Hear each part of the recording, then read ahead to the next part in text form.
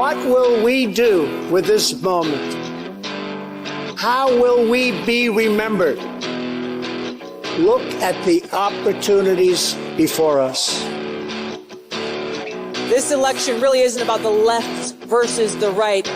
It's about we the people choosing our government and the choice between freedom versus tyranny. Nobody has a chronic disease burden like we have. Why are we allowing this to happen to our children?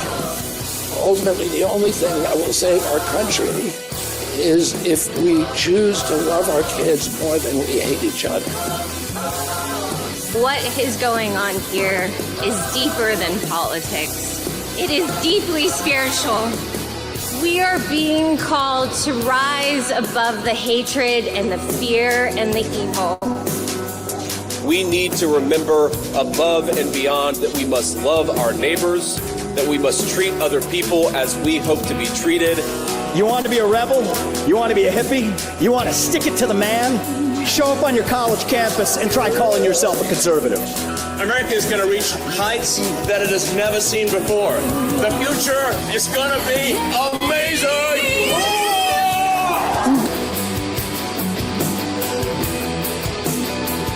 You want healthy children. Don't you want a president that's going to make America healthy again?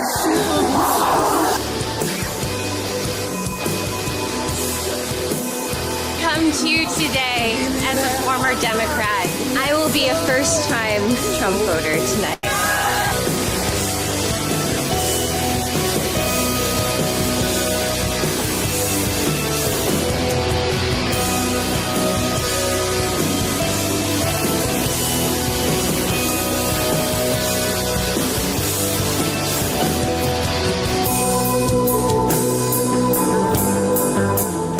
The people dreamed this country, and it's the people who are making America great again.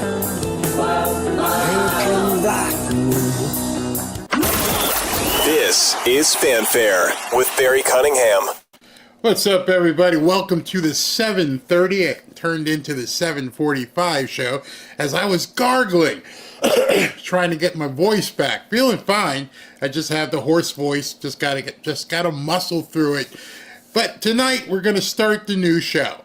I put up a poll trying to see if the times were okay. I'm gonna shoot for 3:30 and 7:30.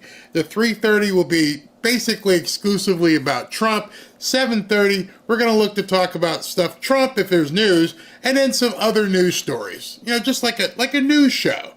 I'm going to get a new intro, new jingle, and everything, and go with that. But as the title said, we're going to talk about Trump stuff first. I got to get my voice ready because there's a whole lot of news from the boss.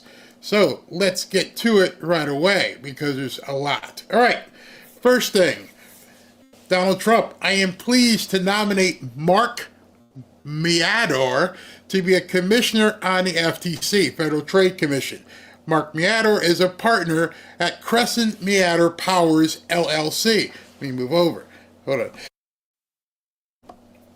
A boutique antitrust law firm. He previously served as Deputy Chief Counsel for Antitrust and Competition Policy to Senator Mike Lee. I like Mike Lee, the senior Republican on the Senate Judiciary Antitrust Subcommittee. Mark has also worked as an antitrust enforcer at both the FTC and the Department of Justice Antitrust Division, and in private practice at Paul Weiss Rifkind, Wharton and Garrison. He received his undergraduate degree in philosophy from the University of Chicago and his law degree from the University of Houston Law Center. All right, so Mark Meador is going to be the commissioner on Federal Trade Commission. Let's go to the next one. The next one is Ed Martin. I am pleased to announce Ed Martin will serve as the next Chief of Staff at the OMB, Office of Management and Budget. Ed previously served as Chief of Staff to Governor Ed Blunt. Together with Phyllis Schlafly, they co-wrote the conservative case for Trump. Ed has served as chairman of the Missouri Republican Party and RNC member. Ed is a winner who will help make America great again. The OMB is that agency in the government that basically determines what's the budget look like. It says what it is, Office of Management and Budget. So they'll be looking at the numbers.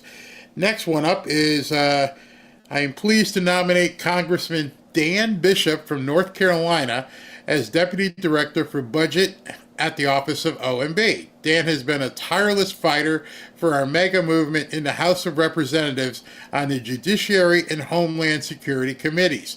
Dan will implement my cost-cutting and deregulatory agenda across all agencies and root out the weaponized deep state. Before Congress, Dan served in the North Carolina House, Senate, and as a county commissioner while wrapping up a 30-year career as an aggressive and successful business litigator in trial and appellate courts. Dan earned his Juris Doctor with high honors and a BS in business administration with the highest distinction from UNC at Chapel Hill. Okay, he's got some pedigree. Let's see who's next. I am pleased to announce that Tom Barrick will serve as our next ambassador to Turkey.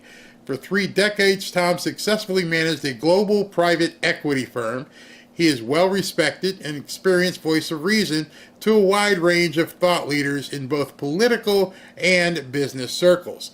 Tom was born and raised in Southern California and earned his BA and Juris Doctor, JD, from the University of Southern California and University of San Diego, where he was a member of Law Review. So he's filling out his team. Like it. Let's see who's next. You guys will recognize this name. Today, I'm very pleased to announce the appointment of Kimberly Guilfoyle as United States Ambassador to Greece. For many years, Kimberly has been a close friend and ally. Her extensive leadership in law, media, and politics, along with her sharp intellect, make her supremely qualified to represent the United States and safeguard its interests abroad. Kimberly is perfectly suited to foster strong bilateral relations with Greece, advancing our interests on issues ranging from defense cooperation to trade and economic innovation. Congratulations, Kimberly. Now, that one caught everybody by surprise. The reason why that one caught everybody by surprise is obviously for quite some time, she has been Don Jr.'s girlfriend. They recently, they made it to like fiance. They were going to get married. They recently split up, and Don Jr. has been seen and pictured with another lady friend. And then today, his former lady friend gets shipped over to Greece. I'm not gonna touch it. Not gonna touch it. I don't even know what that's all about. But in any event, his former fiance, former girlfriend, Kimberly Guilfoyle, is now going to be the ambassador to Greece. Whatever.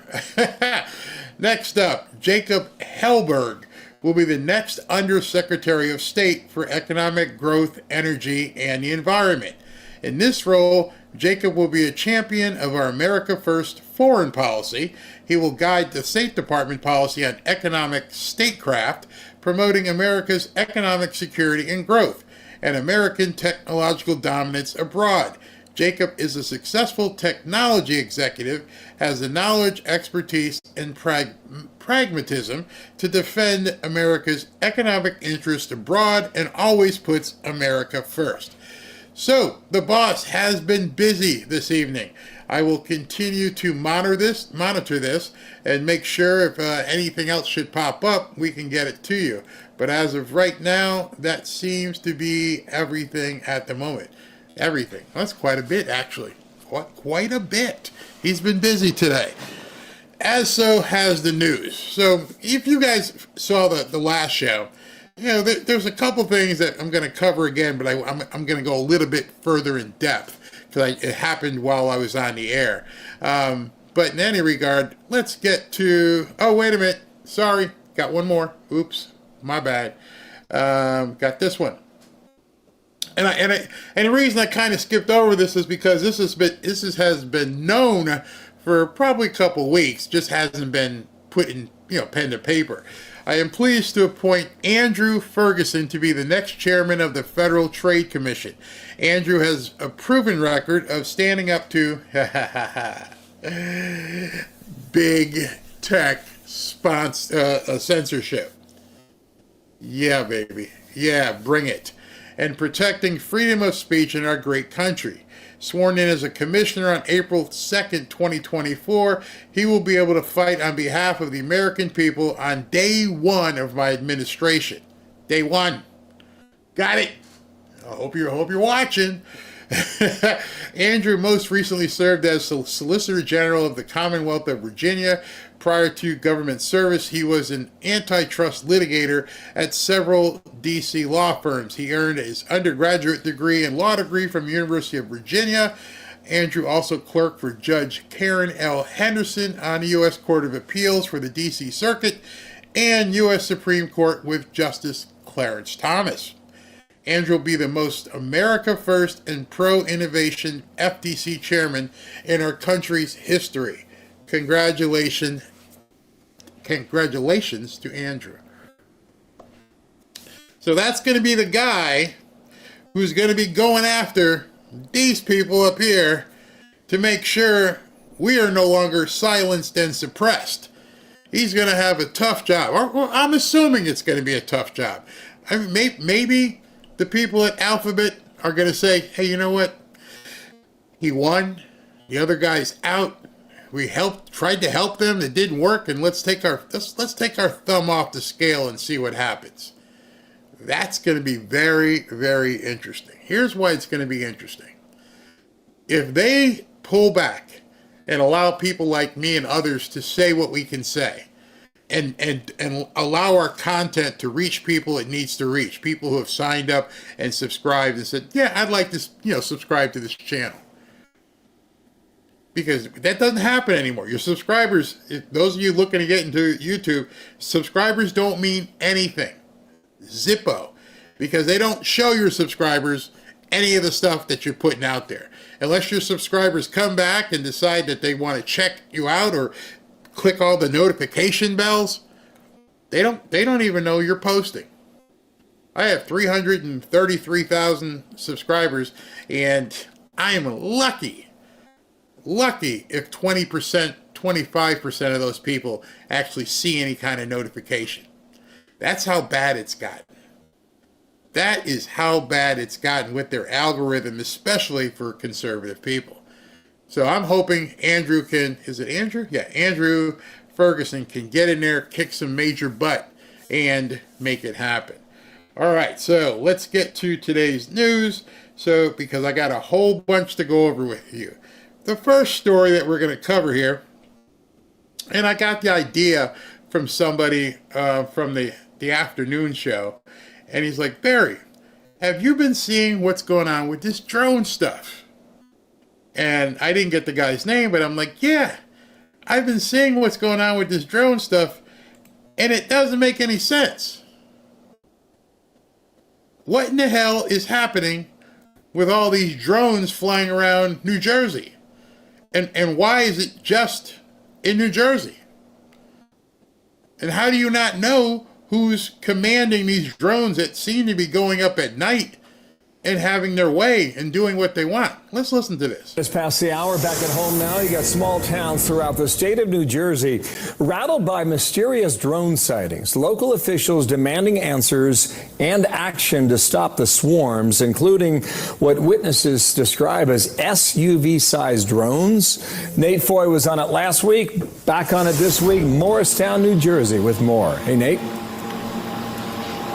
Hey, Bill. So the drones were out again last night in New Jersey across several counties, as well as in Staten Island, in New York, of course. And the frustration is growing with Congresswoman Nicole Malliotakis posting on X in the past hour demanding more transparency. And this is after 19 local elected officials in New Jersey penned a letter to Governor Phil Murphy over the weekend, also demanding more transparency. Right now you have the FBI, state and local officials all investigating this so far with no answer. officers. Governor Murphy met last week with DHS Secretary Alejandro Mayorkas and other state and federal officials. Murphy insists there's no threat to public safety, but local mayors write to Murphy in this new letter, quote, "The lack of information and clarity regarding these operations has caused fear and frustration among our constituents." Now, hold on a second. How can you openly declare, yeah, you got nothing to worry about, everything's fine, but you don't even know what it is? How are you telling the people of New Jersey, everything's fine, no need to worry, just chill? Okay, then what is it? I don't know. So if you don't know what it is, and you don't know who's flying it, and you don't know what it's capable of doing, then how can you say there's nothing to worry about? You tell me that. Drones have been out every night over the past 3 weeks with the exception of Thanksgiving. Okay, so the aliens decided they're going to start, scoping out New Jersey every single night.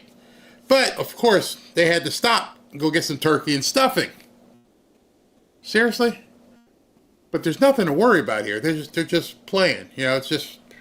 Witnesses say they're the size of small cars, they're loud, and local leaders are becoming more and more concerned. If they lost power and fell, they're going to hurt or kill someone.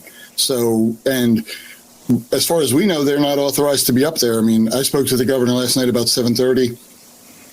He reiterated what he said to Matt, that they're very frustrated. They're frustrated with the feds. Now, let me just tell you something. That kind of stuff may fly in the Northeast. There may be some crazy things flying around your house, and things the size of a Buick, just hanging out, and nobody knows what's going on. Notice they ain't flying that crap in Florida or Texas or even North Carolina or Alabama, because I'm pretty sure there's some good old boys who are like, y'all, you're not going to take care of this? No. So we're just supposed to wait every night for this thing to fly around, right? Yeah. Okay. We got some anti-drone spray here. We're about to let go of some anti-drone spray. So stand back, because I don't know where this thing is going to fall. That's what happens when you live up in the Northeast and you don't have any access to pew-pews. You just make the call and hope somebody's going to take care of something. And so all of these people up in the Northeast, here, let me put up this map right quick. Yeah, all that area. You got a military base, you got Trump's golf club, you got Trenton, New York City, all that over there. Nobody's got the pew-pews, or at least the right pew-pews. Because I'm guaranteeing you right now, and those of you in the chat will probably be nodding along like, yep, because I know, even in my enclave here of Jewish neighbors, as I've told you, I live right behind a synagogue, I'm pretty sure a bunch of us would be like, you ready? Oh, I'm ready. Let's go. Let's do this. What you got? Oh, that's a good one. I got this. We're ready. Let's take this drone down. But meanwhile, you guys up in New Jersey and New York area, and I feel bad for you, but he just said this thing's been flying around every night except Thanksgiving. And the only thing the governor can say is, oh, it's okay.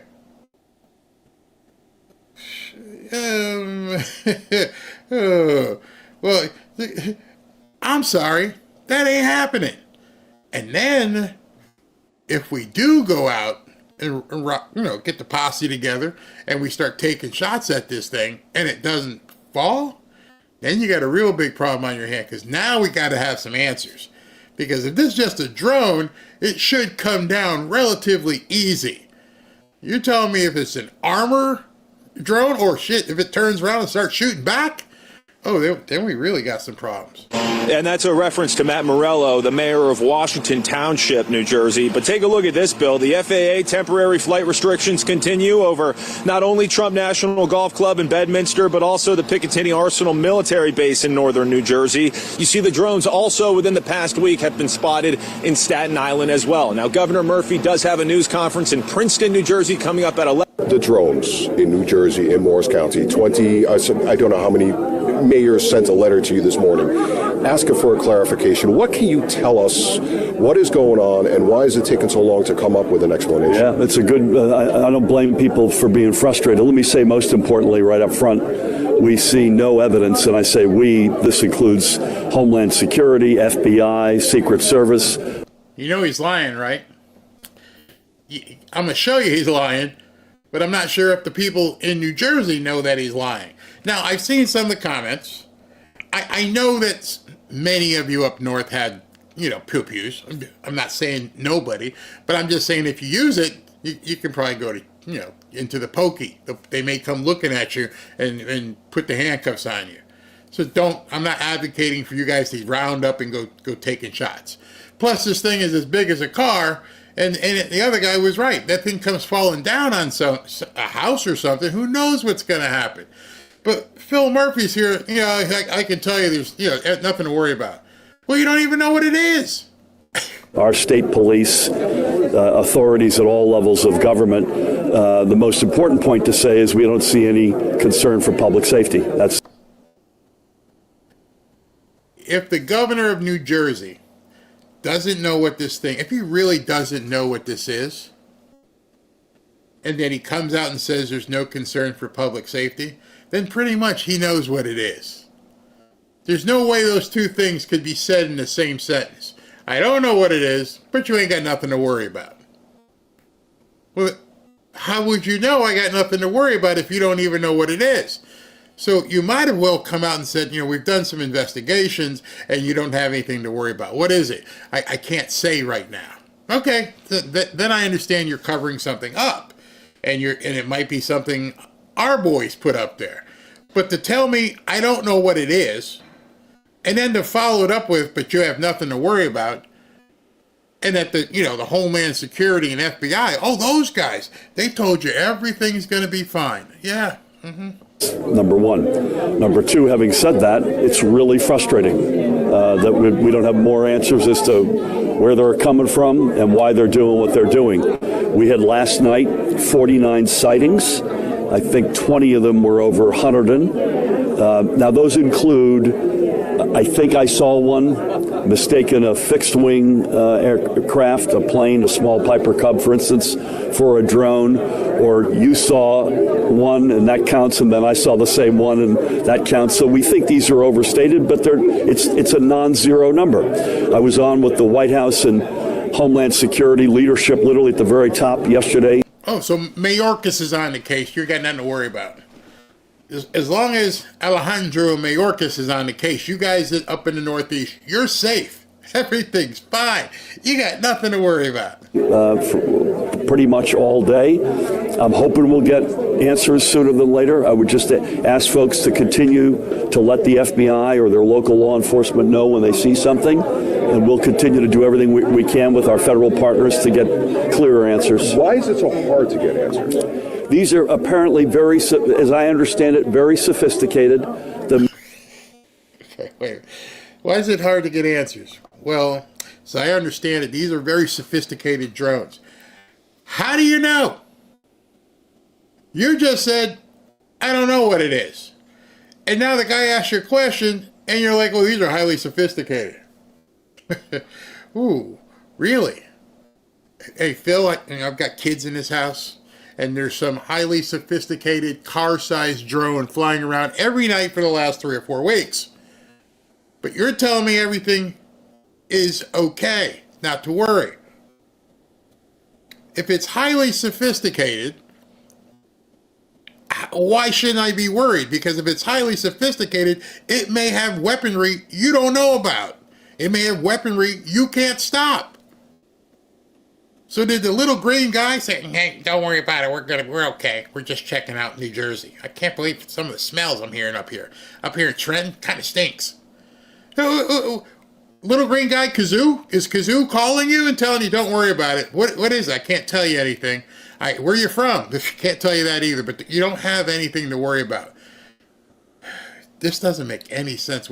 And I make light of it, but if you're a parent And you're looking around and your governor is saying, don't worry about it. It's really sophisticated stuff up there. And every night for the last 3 weeks, except for Thanksgiving, it's showed itself. How comfortable are you feeling? Seriously. Minute you get eyes on them, they go dark. And, we're obviously most concerned about sensitive targets and sensitive critical infrastructure. So we've got military assets, we've got... Wait. The longer people talk, the more they incriminate themselves. What are you worried about? Military assets or different things and critical infrastructure. You just said there's nothing to worry about. Tell the soldiers, take off. You're okay. There's nothing to worry about. But we've got military assets and infrastructure. You just told the people there's nothing to worry about. Which is it? This doesn't make any sense whatsoever. Maybe they called down and said, you know what? Take me to your leader. And they went, oh shit. We can't have these people meet Joe. And we definitely can't have them meet Kamala. What do? Stall them. We can't have them meet Joe. They may be having a conversation. We don't even know what they're saying. We don't know what he's saying when he's talking to Americans. I have no idea what he's going to say when he's talking to aliens. And aliens may not understand, and they may get defensive because, like, what did he just say? And then she'll start laughing, and the aliens will start firing stuff. But there's nothing to worry about. The assets, we've got the president-elect's one of his homes here. This is something we're taking deadly seriously. We've gotten good cooperation out of the feds, but we need more, and that was... You guys remember the movie A Few Good Men with Jack Nicholson, Tom Cruise, Demi Moore? And they put him on the stand. And Tom Cruise asked Jack Nicholson, were the soldiers in any danger? And he goes, no, they weren't in danger because I gave the order. I think it went like this. And he goes, were they in grave danger? And Jack Nicholson looks at him and goes, is there any other kind? Well, this guy just said he's taking it deadly serious.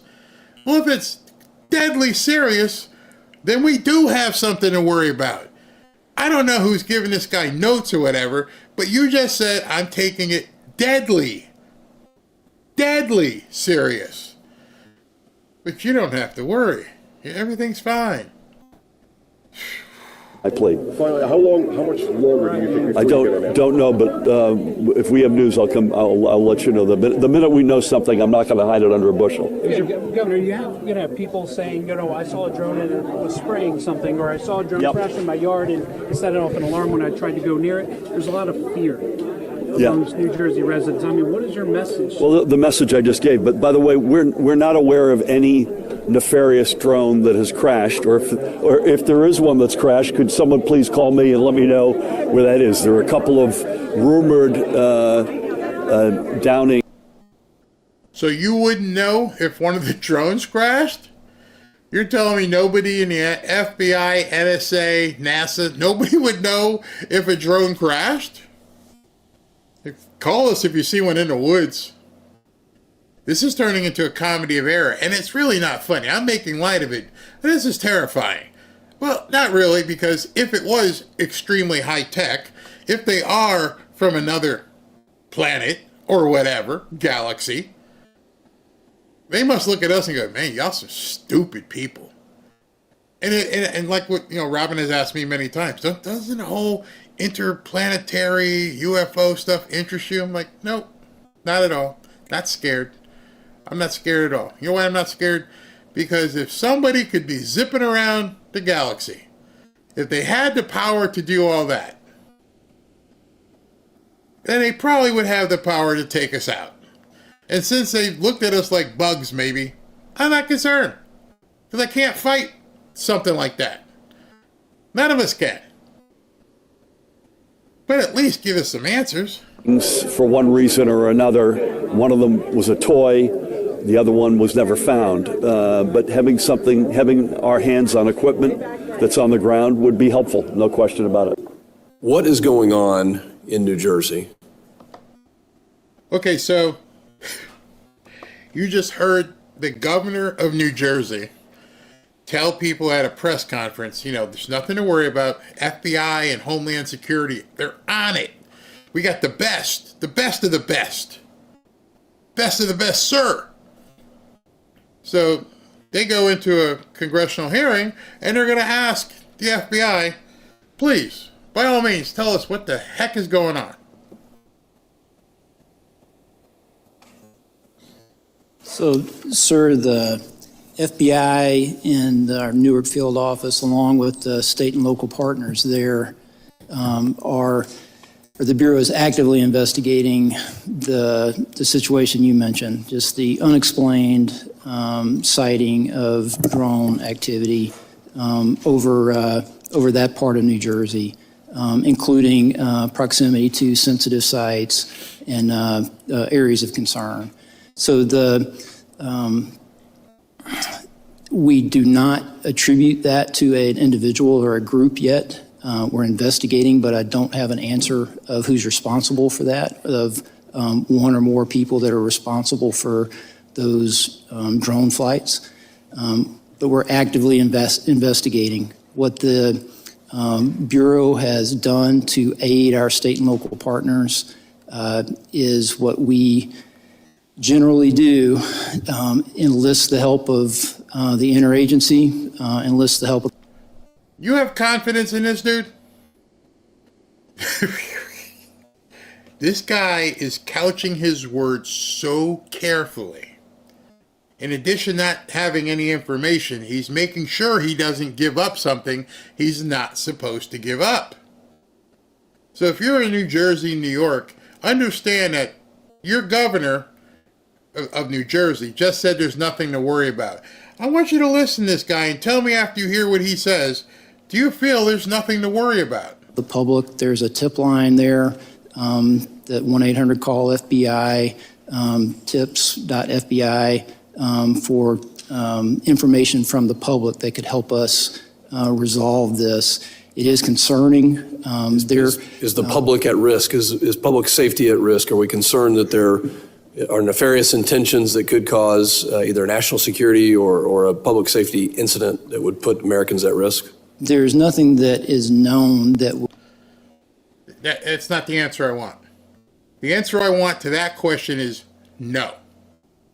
Nothing else. Nothing else you have to say would matter if you don't say no. It was a very simple question. Is there anything you know that would, lead you to believe that the public is at risk? No. He didn't say that. Would lead me to say that, but we just don't know, and that's the concerning part. You see, Trump... You cannot say it's safe if you don't know. He just threw Governor Murphy under the bus. The man, there's nothing to worry about. And this dude says, I don't know. Now I understand there's people from New Jersey probably watching this, and it doesn't feel good, so I'm not going to make any more jokes because this is crazy. There's things flying around up there, and our FBI and our Homeland Security cannot give anybody any sort of answers as to what the hell is going on. So I guarantee you, there's radar.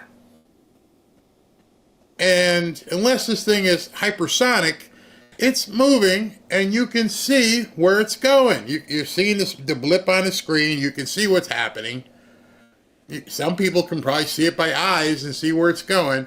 And you have no idea. None, he said. We have no idea. No idea where it's going, where it's launched from, where it's headed, what it's hovering over, where it's going, how to get there. Does it go up high? Does it come down low? Is it fast?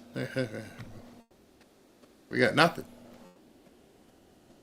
Yeah, I wouldn't sleep well. National Golf Club isn't far from the Picatinny Arsenal military base, which some thought may be behind the drones. But the base tells Fox News, quote, while the source and cause of these aircraft operating in our area remain unknown, we can confirm that they are not the result of any Picatinny Arsenal-related activities. Now, Fox News also spoke with Congressman Jeff Van Drew of New Jersey. He said it doesn't appear the pilots of these drones are breaking any laws, rules, or regulations.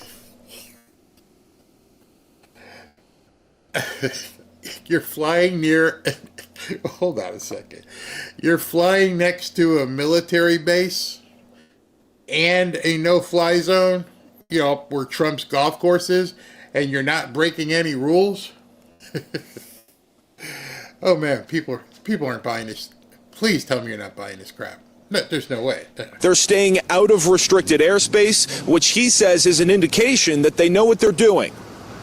I do not believe it's the U.S. military, and if it is, and if they're doing exercises, shame on them for the disorganized way they are doing it. I don't believe it is them. I am hopeful it is not a foreign adversary, yet I do worry about that.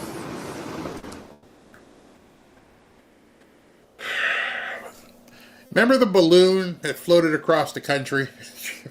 All the way across the country. Ended up being from China.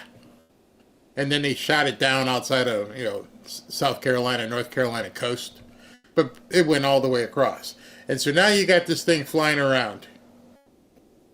I would hope, when Trump gets in, I would hope our military would have solved this very quickly. This is how I would expect the military to solve it. You guys charting this? Yes. Is it anything we know what it is? No. Okay. Can we scramble some F-16s and go look at this thing? Are you telling me there's no jets, there's no planes, there's no reconnaissance, nothing has gone up and flown near this thing? Nobody has thought to say, hey, put up a helicopter, do whatever, fly next to it. If none of that's happening, it's probably us. Because I can't even imagine that even the ineptitude of our government right now would allow something to fly around a city and all this other kind of stuff, and they haven't even flown up a sheriff's helicopter. Just scramble a helicopter, go look at it. They haven't even done that. If they haven't done that, then what we're probably seeing is some sort of military drill. That's the story. I cannot believe there would be any level of ineptitude that wouldn't have had a scout plane, a scout helicopter, something up there. It didn't look like it was all that high. So at that point, put something up there, buzz it. You know, if we've heard many times when the Russian planes get too close to Alaska, what do? They send up another plane to circle it, and hopefully they don't get into any kind of engagement, but they check it out. I didn't hear in anything we just watched anybody say, we sent something up to check it out. How about did we send up our own drone? Hey man, let's go. Let's put it up there. Put the camera on. What do you see? Light it up. There's a spotlight. We can see what it is. Why can we think about this sitting in our offices like me right now, and you're telling me nobody in the government has said, can we scramble a plane? Anything? Can we send somebody up? That's when I just went, not worried about it. You know what I'm not worried about? It's us. I would bet it's us at this point. Because nothing else makes any sense. I mean, you guys can tell me, but my dad was in the military. My brother's a colonel in the military right now. I know a lot of police officers. I see the beach copters up and down every 20, 30 minutes on the beach here in Boca and in Fort Lauderdale. You look up, nope, there's a sheriff's helicopter patrolling. And you're telling me that not a police officer, not a sheriff, not even a weather helicopter from one of the local news stations, nobody has gone up and buzzed this thing and... Oh, I can see it. Remember, they said it's the size of a car, so it's not going to be not seen. You're going to see it. And nobody in New Jersey has a telescope? Nothing? It's us. It's got to be us. Yeah, and this will be a main topic of conversation at a House hearing on Capitol Hill today that starts at 2 o'clock, focused on the safety implications of drone technology. And Congressman Van Drew tells Fox that the United States is behind, specifically China, with this technology, and that we need to do a better job of defending against and integrating drone technology. We'll send it back to you, Dana. I don't think the incoming... I'll come back to this idiot in a second. So those of you in the tri-state area up there that, you know, you're dealing with this unknown that you can't tell what it is.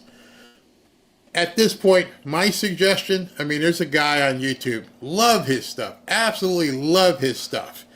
If you ever have some extra time and you need to watch something that's simply amazing, watch this guy called Monkey Works. Matter of fact, Ashley, see if you can get Monkey Works for an interview. Love it. Monkey Works charts air traffic. I mean, it's amazing. And it's just little dots on a screen, and he's got software, and he can say, oh, that's so-and-so's plane. Then he can click on it and tell you the exact plane, and he can show you who it belongs to. This guy has more flying aviation stuff on his home computer than most people have at airports. And I love watching him. He's like, oh, here's this guy traveling here. Here's this guy. Oh, it's fantastic. So I'd love to know from Monkey Works, what in the hell is this thing? Just tell us what it is. Oh, it's a military drone. All right, thank you. So that way everybody can just relax and chill. Because everything, what's the old thing? Walks like a duck, talks like a duck, smells like a duck. It's a duck. If they're telling you, don't worry about it, and nobody has flown a reconnaissance plane near it, that means they don't want you to know what it is. And if it was something of a threat, the thing would be, I would hope that Biden administration would have taken it down. But the fact that it goes up every night, and it kind of works with probably the base's calendar, except for Thanksgiving, it was off. And it avoids certain area, that means it's probably military. So I think we can put this to bed. We had a lot of fun talking about it, but I would hope to God our military is astute enough that if something was an actual threat, it would be gone. So they're playing us. Well, not us, people in New Jersey. It's got to be military. It's got to be United States playing games. What they're testing, now see, that's the other question. What they're testing, that's a whole other thing. And why are you testing it in New Jersey? Why not out at, you know, someplace out in the desert? Is it made to like see close, dense population? I don't know. Is it taking heat sensors of what's inside a house? Could be all kinds of top secret stuff. But the fact that it's being allowed to happen should give you some comfort that it's actually our military. And there's no way they would tell you. They're not going to tell you. They probably won't even tell Murphy. They probably just said, just chill. We got this. So it's relax. I wanted to have some fun with that story, but I ain't worried about it at all. Not at all. I do have enough confidence in our military, even at the local level. The sheriff's office, they've been told, stand down. Somebody has said, just chill, let people freak out, they'll be okay. We'll be done in a couple weeks. All right, let's move on to this idiot. I don't think the incoming president should be threatening his political opponents with jail time. That's not the kind of talk we should hear from a president in a democracy. So what kind of talk should we hear from a senator, or back then a congressman, who says that they've got all this conspiratorial evidence and then never brings it out, and then lies to the American public over and over and over, and then is also somewhat involved in some untoward stuff, if we can say, if you know what I mean. So they're using this term political opponent over and over again to try and make it sound bad. You know, hey, Trump's going to take his grudges against us. No, he's going to look into crimes. And if one of those crimes has to be something to do with a hotel in California, then we're not talking about the song. We're talking about what you did, Adam. Nor do I think that a pardon is necessary for the members of the January 6th committee.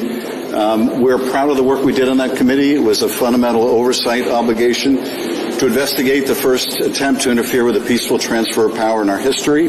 Many of you were here in this building during that violent attack, and we're proud of the work we did to expose what went into that once-in-history effort to interfere with the transition of power. You did a great job, and that'll stand for itself.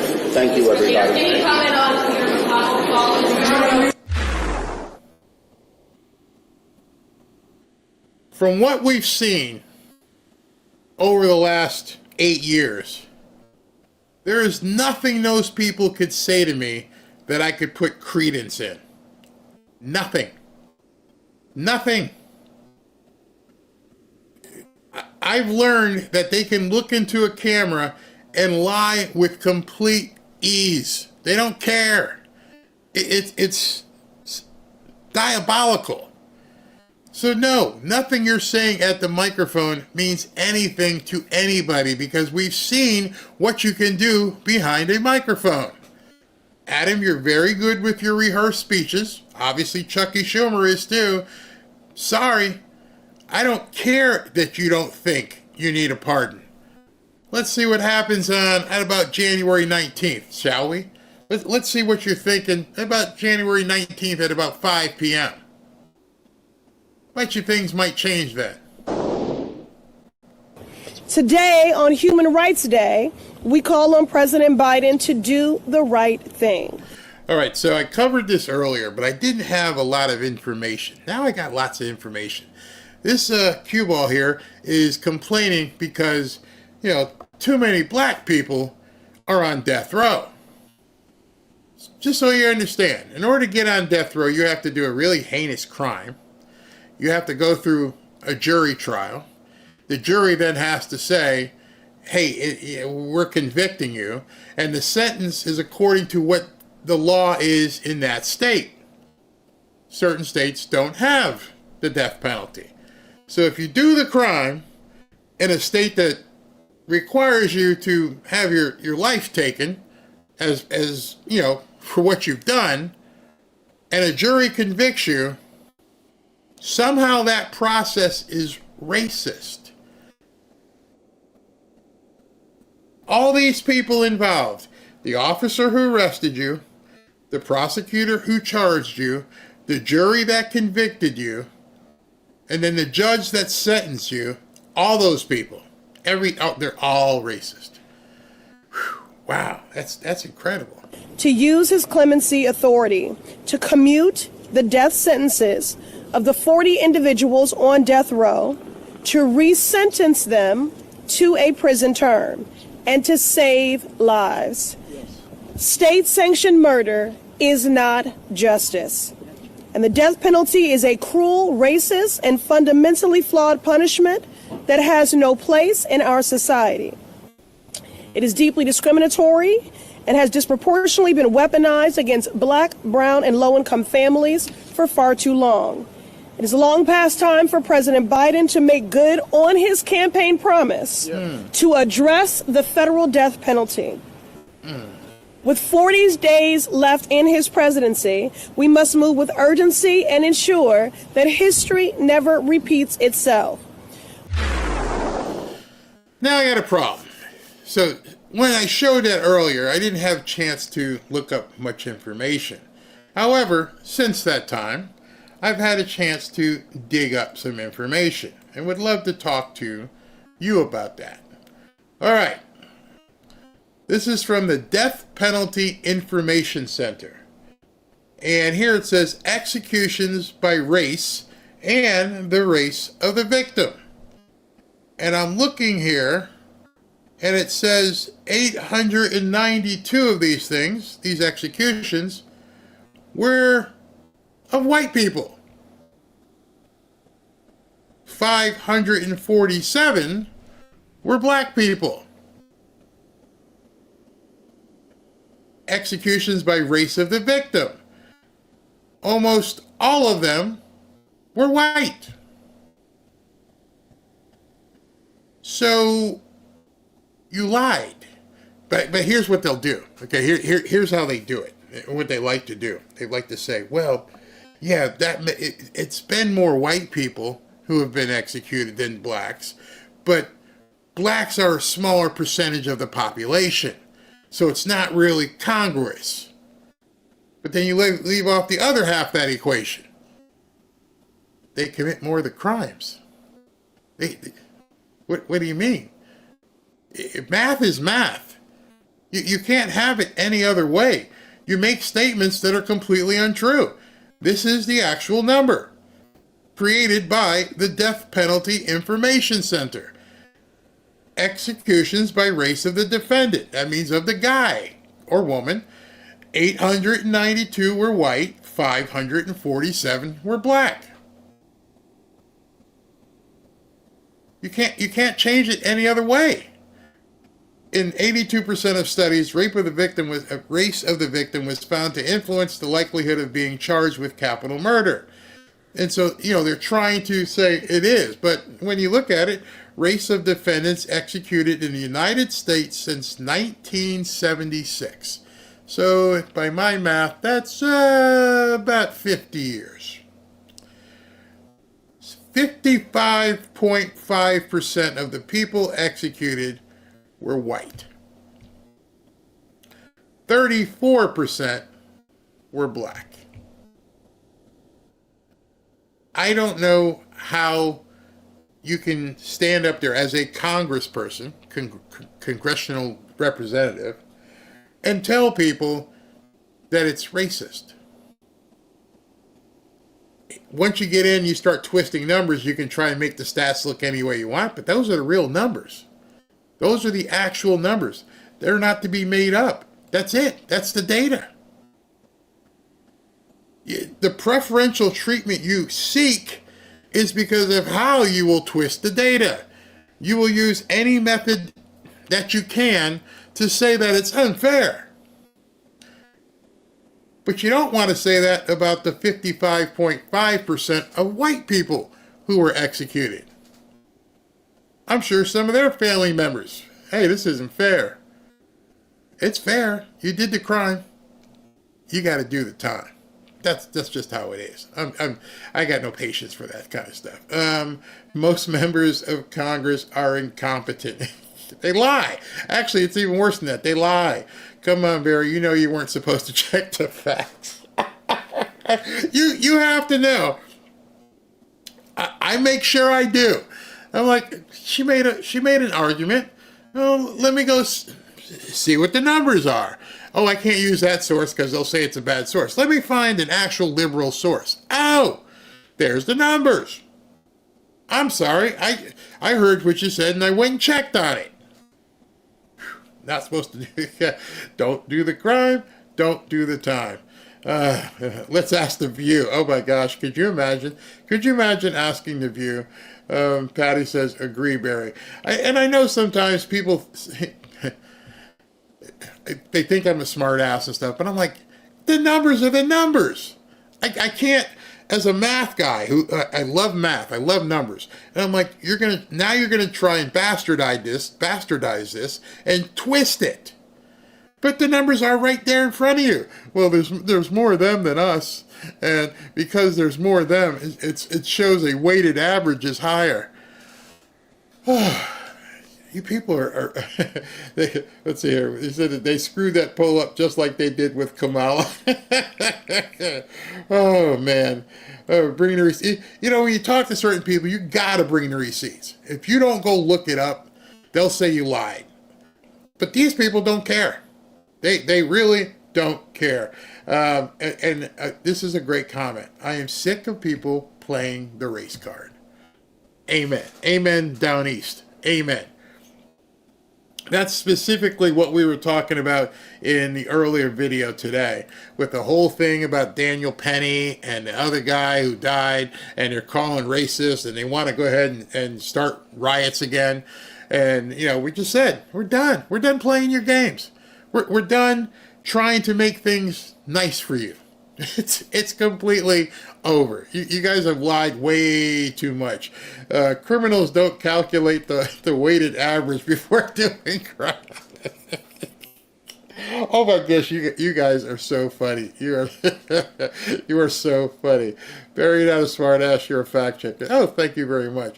And she was talking to college educated people. Yep, everything isn't racial. They make it that way. They take that lens and then they turn it and try to make you feel like they want you to feel. And if they have to lie to do so, they don't care. They don't care. That's why when Adam Schiff says, "Oh, it was perfectly normal. Everything was fine with the January 6th committee," you haven't gone through any investigation yet. How do you know? Oh, you shouldn't investigate it. You shouldn't go after your political opponents. But don't we even need to check? No, it's not something we should even bring up. It's absolutely insane. Hey, listen, let me talk to you a little bit about The Kid's Guide by Mike Huckabee. With President Trump's historic victory, I need to ask parents to please listen up. And hold on one second. Okay, I'm going to do it this way. Now that President Trump is heading back to the White House, he said he wants to teach our kids to love our country, and the best place for them to do that is to start learning all about President Trump and his vision for America in his second term. That's why Mike Huckabee's team put together the guide to President Trump, and to celebrate President Trump's victory, they're giving it away for free. With fun illustrations and easy-to-follow content, this important guide teaches all kids about President Trump's accomplishments during his first term. So I advise you, it's something that the kids would probably like. I think they'd like this. And it also helps them understand his goals for his second term. Mike Huckabee wants to send your family this free guide so you can teach your kids the truth, but please hurry because supplies are indeed limited. To claim your free kids guide to President Trump right now, just visit kidstrumpguide.com. That's kidstrumpguide.com. Thank you very much. All right, so let's continue with this show and these videos. The United States and G7 are now making good on that commitment. Together, we will leverage income earned from frozen Russian sovereign assets to provide a total of $50 billion of extraordinary revenue acceleration ERA loans to. So the reason I'm showing this again is because, again, I went back and watched it. And I'm watching her do what I just did, read a script on the side of the screen here. She's actually reading a document. And as she's reading this document, and she's hurrying through it, because just like the cue ball head lady talking about executions, she's lying. Ukraine. This will lend vital support to the people of Ukraine as they defend their country, and it also makes clear aggressors and tyrants will be responsible for the damage they cause. So my question that I looked around quite a bit is that they are currently calling this a loan, that we are lending the money to Ukraine, $50 billion. How many times have you either given a loan or received one? You see, most of the time, especially if you're giving away $50 billion, there should be some collateral. Who gives $50 billion away on a handshake? What I'm saying here is there has to be documentation where something is given in order to receive this loan. And so as I began digging, obviously nobody's going to post this information, or at least not immediately, but I believe this is something that Trump can claw back. You see, because this thing better be written to the point where if I'm giving you $50, you're signing your name, meaning I know who it's going to, where I'm wiring it to, and the terms of repayment. And most of you who have purchased a house, purchased a car, anything of substance, there's also something in there that basically is a security agreement. Meaning, if you don't pay for the car, you'll be walking in 45 or 60 days. You don't pay for the house, they're gonna foreclose on you. Me being in real estate, I know the entire process down here in Florida. They will pull your promissory note, they would declare you in default, and then look to basically repossess your house. So, when Trump takes office, one of the first things, whoever's going to be the guy at the Office of Management and Budget, let's see this loan document. What do you mean? Where's you just gave away $50 billion loan. Who's got the loan document? Who signed it? This thing better be airtight. Because as soon as they begin looking at this loan document, if things don't make sense with it, I'm going to hand this off to Pam Bondi real quick. You see, I think what we're going to find out that this loan that they gave to Ukraine, which means, both parties usually have to sign for it, the person giving it and the person receiving it. It better have everything on it. Those of you who have gone to a closing for a house and you're signing hundreds, or the documents are hundreds of pages, but you're signing 50 times on it. Everything is in there. And that's for a couple $100,000, maybe $1 million, maybe more, depending on where you are. So you're telling me we gave out a $50 billion loan and there's no paperwork associated with it? That money has to come out of account somewhere and then has to go somewhere. I don't think you could legally, now follow me here, just follow here. If money went from the United States to a recipient somewhere over there, I don't think you could spend $50 billion before January 20th. Not legally. You see, everything you're doing, if it's for military purposes, you're going to have to order planes, you're going to have to order bullets, you're going to have to order this, order that. These are things that you're putting a deposit down on.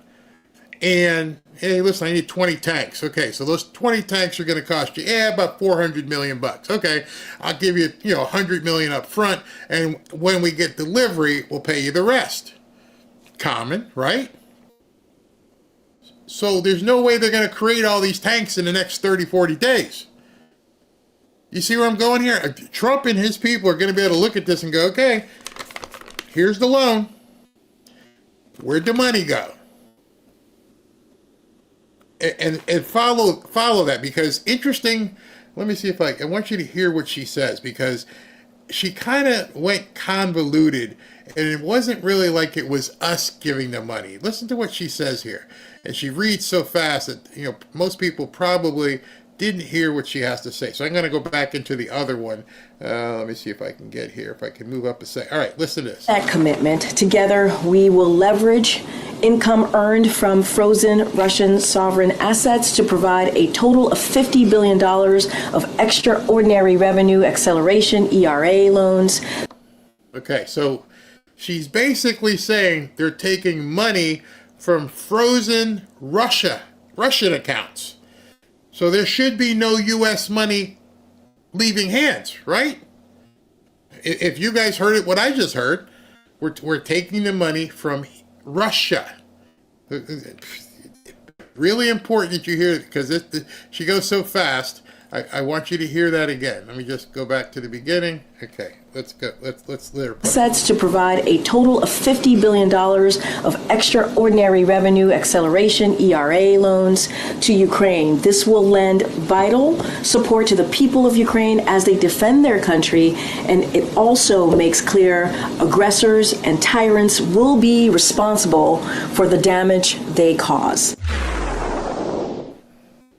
Okay. I think after hearing that, unless they did something really underhanded, Trump's going to pull that money back. I would almost guarantee that money comes back. It would almost have to, wouldn't it? 50 billion? You're going to spend 50 billion traceable dollars in the next 30, 40 days? Ain't going to happen. Nope, there ain't an office of management and budget in any country anywhere that's just going to just spew this money. And then if they gave it to Zelensky and he's the one that's going to write the checks and he gets all the money, then you're basically enabled fraud. Somebody's going to have to answer for this loan. That's still out of our pockets. Not really sure. She said it came from frozen assets. So it's definitely shady as hell. Absolutely. NATO is going to get it. But see, even if NATO gets it, there's a tracking mechanism. That's all I care about at this point. See, let me tell you why. If you can track where the money went, I give you $100 and, I give it to you, it's easy. But if you're saying, hey, can you give it to my business partner? Okay, I'm still giving it to somebody. And then when the new guy comes in, he can easily just say, hey, show me the books. Where's the money? And there has to be an agreement in place that says, if you default, this is what happens. That's what I'm getting at. They did it as a loan, regardless of what the source was from. And if they default on it, they have to, I'm pretty sure, get it back. And default would basically be, hey, you weren't supposed to spend it on this. You weren't supposed to buy a new Rolls Royce. You weren't supposed to spend it on a new villa in the Riviera. This was supposed to go to tanks, bullets, blah, blah, blah, blah, which need a lead time because you have to build them. You have to produce them. So you're still probably sitting on about $25 billion of that money, and you better be able to account for every single dime if it's a loan from the United States. So maybe I'm over-exaggerating, but I'm feeling pretty good about this one. I'm thinking Trump gets in because at this point, if you did something bad, you're going to jail. That's an easy one for Pam Bondi and Kash Patel to look at. Very easy. $50 billion, you just can't hide, especially if it's a loan. Now, the other stuff, you're going to say, well, Bear, they lost $2 trillion in the military, the Pentagon. That's different. This one, they announced it to the public that they're lending money to Ukraine. So if you're lending money to somebody, there is a very definable paper trail. There has to be. Has to be. We all know this money is lining pockets. Yeah, unless they all plan on getting on Lear jets on January 19th, this money is going to be found. I mean, it's entirely possible. They may decide to, take off on the 19th and all head to different places. Angola, where Biden was. Someplace in the Congo doesn't have any extradition. It very well could be. But I'm just saying, I think Trump will be able to find it. Look, I'm a big believer that people are more productive when they're in person, and really, man, the whole sort of work from home thing. It's like I think it's. Look, there are some exceptions, but I kind of think that the whole notion of work from home is a bit like the fake Marie Antoinette quote, "Let them eat cake." Mm-hmm. It's like really, you're going to work from home and you're going to make everyone else who made your car come work in the factory. You're going to make the people who make your food that gets delivered that they can't work from home. the people that come fix your house, they can't work from home, but you can? Does that seem morally right? That's messed up. You see it as a moral issue? Yes. I mean, I see it more as just it's a productivity issue, but it's also a moral issue. People should get off the goddamn moral high horse with the work from home bullshit. Because they're asking everyone else to not work from home while they do. And yet there's still pushback, by the way. It's still going on. This battle is still happening. I mean, leaders of organizations, and I speak to plenty of them, I want people back. I want people back. 3 days a week, they're still battling. It's not clear that it's ever going to change. People are not coming back 5 days a week. The laptop class is living in La La Land, okay? As I said, you can't, but look at the cars. Are people working from home here? Of course not. So the people were building cars, servicing the cars, building houses, fixing houses, making the food, making all the things that people consume. It's messed up to assume that yes, they have to go to work, but you don't. All right, so understand this. I know there's a bunch of people who are really butthurt about having to come back to the office. But that should be based upon what the employer, i.e. the government, wants to see happen. Otherwise, you can find a job someplace else that lets you work from home. I work from home. I work from home right now, so I understand people love it. But you have to realize that's not how things have been. It was only since the jabademic that most people began working from home. And if you're continuing to work from home, you probably are someone who's quite productive. And so nobody should have a problem. If your productivity didn't fall and you're home, that's fine.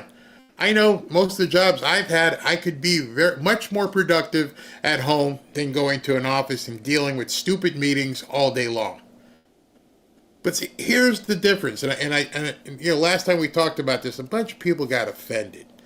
And what I'm saying is, when I was at a corporation and we worked from home, what the new CEO said, and the new VP and people came in and said, I'm not doing away from work from home, but I need you to show up for at least the next 60 days every single day.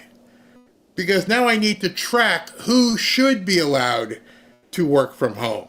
See, if I don't know what your capabilities are, if I don't know if you're doing what you're supposed to be doing, then how can I just say, sure, work from home? I want you to look at this. Speaker Johnson, 1% of federal employees come to work.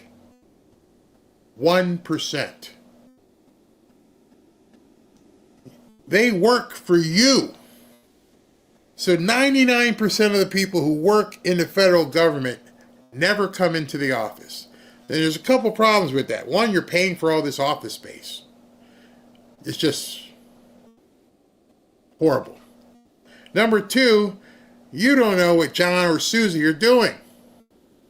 Now, I know at one point where we had some people work from home, they had to check in online. They had to have productivity reports as to what they were doing. Fine.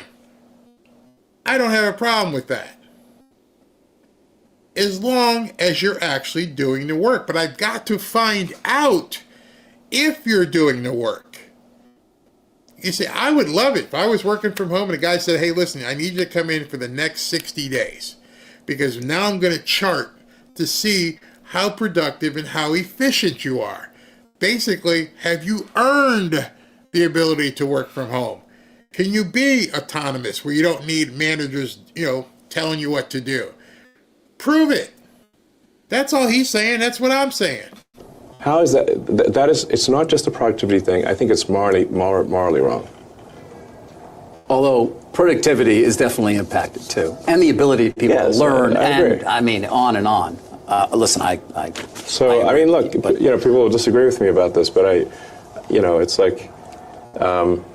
So if you want to work at Tesla, you want to work at SpaceX, you want to work at Twitter, you got to come into the office every day. Yes, I mean, I'm not saying I'm saying, like, look, put 40 hours in, and frankly, it doesn't even need to be like, Monday through Friday. You could work Monday through Thursday. And I'm also not saying no one should take, I think people should take vacations. Like, I work 7 days a week, but I'm not expecting others to do that. How much sleep do you get, by the way? About 6 hours. You do? 6 hours? So I have a friend up in Orlando, great friend. And he used to work at the advertising agency with me, and he ended up working for a company who gave him a work-from-home position. This is before the jab-ademic. And he told me, he goes, I get everything I'm supposed to get done in about an hour a day. And I'm free to do everything else. I have to carry the company phone with me if somebody needs to get a hold of me. But other than that, I can get everything done in an hour. It's sort of like doing homeschooling. There's no reason to go to the school for 8 or 9 hours a day if you can, basically teach math and reading and do all the stuff proficiently. But you have to prove it. And that's where people are getting a little weirded out about the government thing and Doge. It's like, if you're top of the notch, fine. You're dude, I don't care if you have a 40-hour job that takes you 2 hours or 3 hours of work per week. I don't care if you wake up at 3 o'clock in the morning and get the entire day's work done. I don't care. But I guarantee you, when they start digging in, there are going to be huge amount of people who aren't doing anything. A bunch of these DEI hires who have just been working and getting paid, I should say working, who have been getting paid without having to go to the office, and they're not doing anything. They probably work full-time someplace else. That's what they need to expose. That's the people we need to figure out, are these people really, really working? Or are they just taking a free DEI-based salary? Typically? Yes. No, that's not bad. I thought it would be less. I've tried less, but my productivity, even though I'm awake more hours, I get less done. Okay. And the brain pain level is bad if I get less than 6 hours. But you work 7 days a week. Yes. Yeah. I actually only, in terms of actually, you say, like, how many days in a year do I not put in some meaningful amount of work? It's probably about 2 or 3. Right. 2 or 3 days. A year. Yeah, a year. So this Christmas season, my last live show is going to be on December 23rd. And then we won't be back live until January 3rd. And in that period of time, I'm going to go see Ashley and the grandkids up in North Carolina. But what I'll be doing is posting pre-recorded videos. Each day I'll put up 1 or 2 videos, and they'll be pre-recorded, but I'm not going to be able to sit for 2 hours at a time and basically do a live show. Plus, you guys are going to spend time with your families and everything else, so we'll just do all this kind of stuff because your lives allow you to do that. What I do now allows me to take the time off. It allows me to still be productive, even if I'm not going into an office, even if I'm going on vacation. As long as I have my go bag with my other camera and my laptop and everything, I can still get my job done. Yeah, I still call this a job, but it's fun. I got another text by SV, so let's see what he's got for me now. What did he show here? Oh no. Looks like Nancy Mace was attacked by a transformer. Yeah, we'll go ahead and... man, that's bad. Okay, so the other breaking news, let's go back to Trump's page, because he did drop some breaking news here, which is going to be very interesting. So you guys will be interested in this. Okay, this is a bit of an interesting appointment. I am pleased to nominate Ron Johnson to serve as the United States Ambassador to Mexico. Ron will work closely with our Secretary of State nominee Mark Rubio to promote our nation's security and prosperity through strong America First foreign policies. During my first term, Ron served as the ambassador to El Salvador, where he worked tirelessly with Salvadoran authorities and our team to reduce violent crime and illegal migration to the lowest levels in history. He also served our country for over 20 years in the CIA after a distinguished career in the U.S. Army as a Green Beret. He graduated from the National Intelligence University with a Master of Strategic Intelligence. Congratulations, Ron. Together we will put an end to migrant crime, stop the illegal flow of fentanyl and other dangerous drugs into our country, and make America safe again. Interesting there, because that would mean, no, I don't know. I shouldn't say this. I'm going to find out what is the process. He's a senator, which means he's going to leave his Senate position to go be the ambassador to Mexico. And so I need to find out, which I'll dig in, make sure I have that for you tomorrow, as how the next senator from Wisconsin will be named. So that's going to be very interesting. Obviously, Trump wouldn't have made this move if they already didn't know how they were going to fill that position. That's very, very interesting, because there's no other way that he would have. There's no way he would have reduced everything in this, the numbers in the Senate, if he wasn't confident that they were going to fill it with a Republican. All right, so the other news is Nancy Mace. I was physically accosted at the Capitol tonight by a pro-transformer man.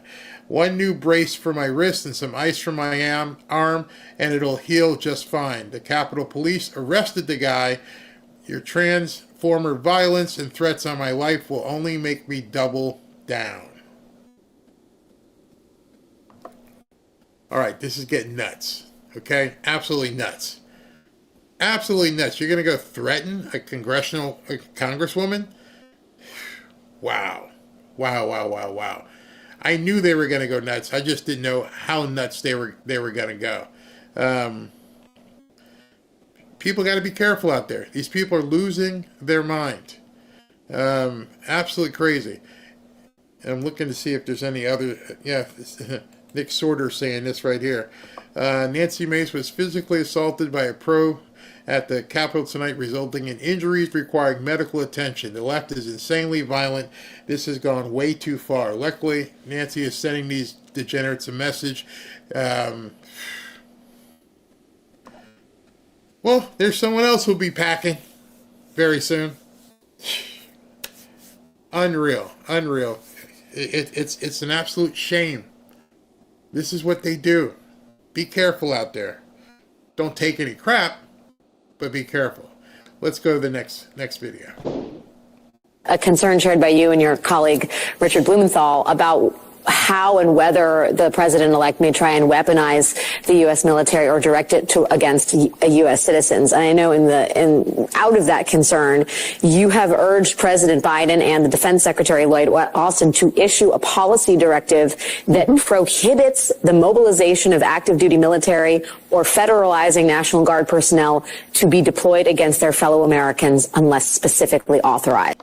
Have you heard Trump ever, and I do mean ever, mention that he was going to go after or actually put the military against Americans? I want you to focus on that word. I have never heard Trump say he was going to use the military domestically against Americans. Nope. The criticism here is that Trump could rip it up once he's president, but certainly he'd have to explain himself in doing so, and that in and of itself is something. Have you gotten a response from the president? Have you heard from the Secretary of Defense? Do you have any sense of whether this is of interest to them? So we're still in talks. Let's just leave it there for right now. But you put your finger on it exactly. Right now, there's no prohibition. And that means the next president has very few curbs in this area other than law generally. And so what we want to do is get something very specific in place so that if he wants to make a move, Donald Trump is going to have to do it out in public in front of the whole country and explain himself for doing that. And sure, maybe he will do that, but it's not. These people are panicking beyond panic at this point. I mean, absolutely freaking out. You didn't have this with Biden, right? but you're worried about Trump's going to do something. Nothing to put curbs in place and force him to actually, if he wants to do something, to have to step up and explain why he is ripping those curbs up. So that's what we're pushing the President of the United States and the Secretary of Defense to do right now. And we've got a lot of support for that in the Senate. We don't need to vote on it. It's not a legislative matter. It's a matter of trying to get the administration to move right now. Oh, so if it's not legislative, you're wasting your time, honey. You see, these people like to go on MSNBC and make, flowery speeches, but if it's not legislative, if you're not looking to pass any law, it means absolutely nothing. You're still playing, again, I've said this many times, like it's November 3rd or 4th. It's over, bro. Yeah, come on, Pocahontas, you lost. Yeah, you're not going to pass any laws before January 20th, and anything you guys try to put in place right now is basically toilet paper. To make it very clear, there are curbs on the president using the military or using any part of our defense industry against citizens of the United States. Notice how she changed it there. That's why I wanted to include it. She said earlier, Americans. Now she's saying citizens. Because what they're trying to do is say all these newcomers are de facto citizens. That's specifically what she's trying to say. You're like, Barry, she can't say that. Oh, that's what they're trying to say. They're trying to make it as though these people who had babies have, the extended arm of citizenship here. These people are devious, what they're trying to do. Wow. I mean, we're in the zone of preemptive pardons against people who have not committed crimes and trying to curb the president from turning the military against American citizens. That is where we are at right now. These are the guardrails that people like yourself are trying to establish in the waning hours of President Biden's administration. Desperation. You might as well wave the white flag, because that's what you're telling people. Preemptive pardons for people who haven't supposedly committed crimes, putting in guardrails against Trump, doing everything you possibly can to limit him. Again, you're stepping in front of a locomotive with no idea what the hell you're talking about. I think Biden made a big mistake by pardoning his son. He should have commuted the sentence. By pardoning the son, he opens the son up to being asked any questions at all about his criminal background and about his association with anybody else, including his father. See, I had never considered that. And I don't know how many of you guys have considered that. That's Alan Dershowitz telling Glenn Beck how Joe Biden made a huge mistake. And I'm like, I never even thought about that. So if you had, what he's saying here is if you had let Hunter be convicted, sentenced, and whatever they sentence him to, instead of pardoning him, you commute the sentence. You could say, instead of Hunter being 6 months in jail or 6 months probation, I am basically commuting his sentence to 1 day. And then you don't have to pardon him. And he maintains all his rights. Now, what he's done, the mistake he's made is by pardoning him, you no longer have that Fifth Amendment right. And I'm like, that's genius. I never thought about that. Why didn't he do that? I don't know. Now you don't have the Fifth Amendment. You have to talk if questions are asked of you. Whereas if he gave only a commutation of the sentence, it would mean he doesn't go to jail for a single day, but he can still invoke his Fifth Amendment privilege. So I think it was a blunder on the part of President Biden, who was a lawyer but didn't understand the consequences of a pardon as distinguished from the consequences of a commutation. Do you think anybody's going to go after him, though? I mean, because there's nothing politically to gain, but I think this is extraordinarily important on principle. We cannot have people selling the power of the office. Look, I agree with you, and it's been part of politics for a long, long time. I have to tell you, I think Trump has a place in his heart, a warm spot in his heart for the Biden family. He showed some sympathy for Hunter Biden, for his addiction, for all of that. I don't think he's going to try to pile on. Now, See, I don't think it's I told you last night what I thought it is. That's not a soft spot. There's no soft spot for Dementia Joe. What it is he knows, and anybody looking at him knows, this guy's not doing anything. He probably didn't even write the pardon. There's nothing he's doing at this point that he has any idea what the hell is going on. None. Again, it's in the shadows. It's those people back there that we need to unearth and reveal and shine the light on them. It has nothing to do with him feeling good about Hunter or, not wanting to mess with the Biden family. Absolutely not. It means there's bigger fish to fry. I'm convinced of that. Nobody can convince me otherwise. Well, you could try, but I know, and if you accept it, you'll look at it and go, no, Joe ain't doing anything. There's no way this man who can barely eat his Maypo is making any of these decisions. Somebody is making these decisions. Now, the thing is interesting. It sounds as though Trump has determined that it's not Jill either. So if it's not Jill and it's not Joe, somebody else is making these decisions. That's interesting. Whether or not congressional committees call Biden and try to give him the choice of being held in contempt or perjury, that's a different question. But I don't think Trump's going to do it. I think he's going to move on. He wants to have a great 4 years. I want to help him have a great 4 years. I'm not a Republican, but I'm a patriot.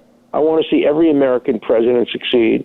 I have helped every American president. I've consulted and advised them since Jimmy Carter, and I will continue to do it. Any president asks for my help, done. I'm giving it. That's all fine and dandy, Mr. Dershowitz, but we can't let this stuff go. There's a few people who are small potatoes that we don't need them. We don't need them. But in order to tear this down and take the wrecking ball to it, there are going to be some people who fall, who are going to get wasted here. But let's just be honest. We cannot just look the other way. I'm overlooking the other way. I'm pretty sure this guy who's had the last couple years of his life ripped away from him tens of millions of dollars. And as of this morning, as I showed you, Letitia James, Fannie Willis, and Alvin Bragg are still playing games. They haven't waved the white flag. So if your enemies have not waved the white flag, why should you? That tells me I'm still at war with you. That tells me I'm still at war with the people behind the scenes. I don't see anybody acquiescing. Fannie Willis hasn't issued a dismissal. Alvin Bragg hasn't issued a dismissal. And Letitia James hasn't issued a dismissal. And Judge Merchant is sitting there with Alvin Bragg, and he hasn't issued a dismissal, as I know thus far. I mean, let's check Twitter and see if anything has happened. They were thinking that he may do something today, but as of right now, I haven't seen anything. And let me just check here if anything has come through. I don't see anything at all with Merchant doing anything. What I do see is Alvin Bragg asked Judge Merchant not to throw it out. Let me see. Sadly, it's not Bragg's decision. It's now in the hands of Judge Merchant.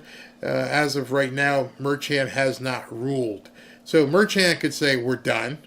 And Alvin Bragg wouldn't have anything to say about it. But as of right now, that hasn't happened. So if my enemies have not waved the white flag, if they have not said, hey, listen, we're not going to do this anymore, why should Trump? Why should Trump stop? Of course Trump has to defend himself.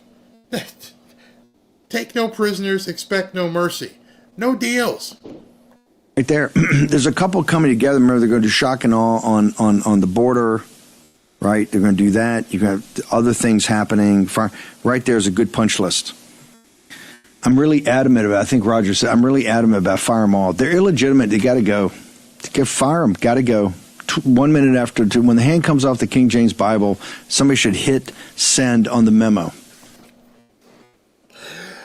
I love watching Steve. Steve suffers no fools. The minute the hand comes up, after he makes the blah, blah, blah, blah, and the hand comes up, hit the button. Nuke them. Fire them all. Get rid of them. In the memo should say, go full apprentice. You're fired. Right? No, we want you to resign. No, get rid of them. They're not worthy of keeping around. I still can't get a straight answer on this. The NDAA, the National Defense Authorization Act, it sets in with policy what the empire is. And so, by law, all of these agencies, everything's supposed to be reauthorized, right? Reauthorized. And if you look at the FBI and the EPA and the Justice Department, I'm just saying this, I think it's 5-year increments. They haven't been reauthorized in decades, if ever, from when they were first originally. That, I believe, has to be addressed. I think President Trump addressed that. It needs to be addressed. That's part of the legislative branch to reauthorize it. I think you can do a lot with the FBI and the reauthorization process of the FBI, but that's something that's not getting done. And, of course, the pearl clutchers up here are always so persnickety about what MAGA's doing and MAGA's not doing. They don't do the big things. Why? Because it gives them more opportunities for money and for power. Money. Everybody can see what's going on in Washington. We all know this is a big, huge grift. You know, sometimes you get depressed, and even me, I'll sit back and go, man, this is going to be so hard to change. It is so ingrained in our government at this point. Everybody's got their hands in the cookie jar. Everybody's making money. Lots of money. To the point where they've gotten so used to it, Mitch McConnell, who can't even walk down the hall. I don't know if you found out today, but Mitch McConnell was walking in Congress and he took a flop, face planted, and they had to call the emergency medical services and get him all checked up. This guy can't walk. He can barely talk, but he won't retire, and he keeps his position of power for what? Why? Why don't you have any grandkids or great-grandkids you want to go spend your waning years of your life with? Same thing with Dianne Feinstein. Remember? She couldn't move, and they would wheel her into Congress. Why do you people stay there? Because the money's good. I mean, I can't imagine. How much is enough, man? At some point, you've pilfered $100 million from the government, from the American people. Isn't it time to say, you know what? Yeah, I'm just going to go spend some time with the kids. Until your dentures fall out. Do something. Why is this guy still in power? And when I say power, we don't know who it is that's actually running things. Again, just like with Dementia Joe, there's no way that Mitch McConnell is typing stuff. There's no way that he's tweeting. There's nothing. He's a puppet. There are so many puppet masters in Washington. Who is running the strings? Who's doing all this stuff? You guys have to know, and I'm talking about people in Congress. You see him.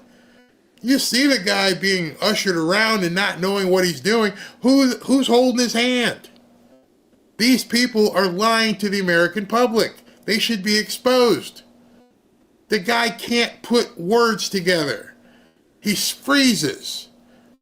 And you expect us to believe he's doing all this stuff behind the scenes and he's negotiating with Lindsey Graham and who's going to be able to do this and do that. Come on. We're not stupid. It's somebody in the shadows.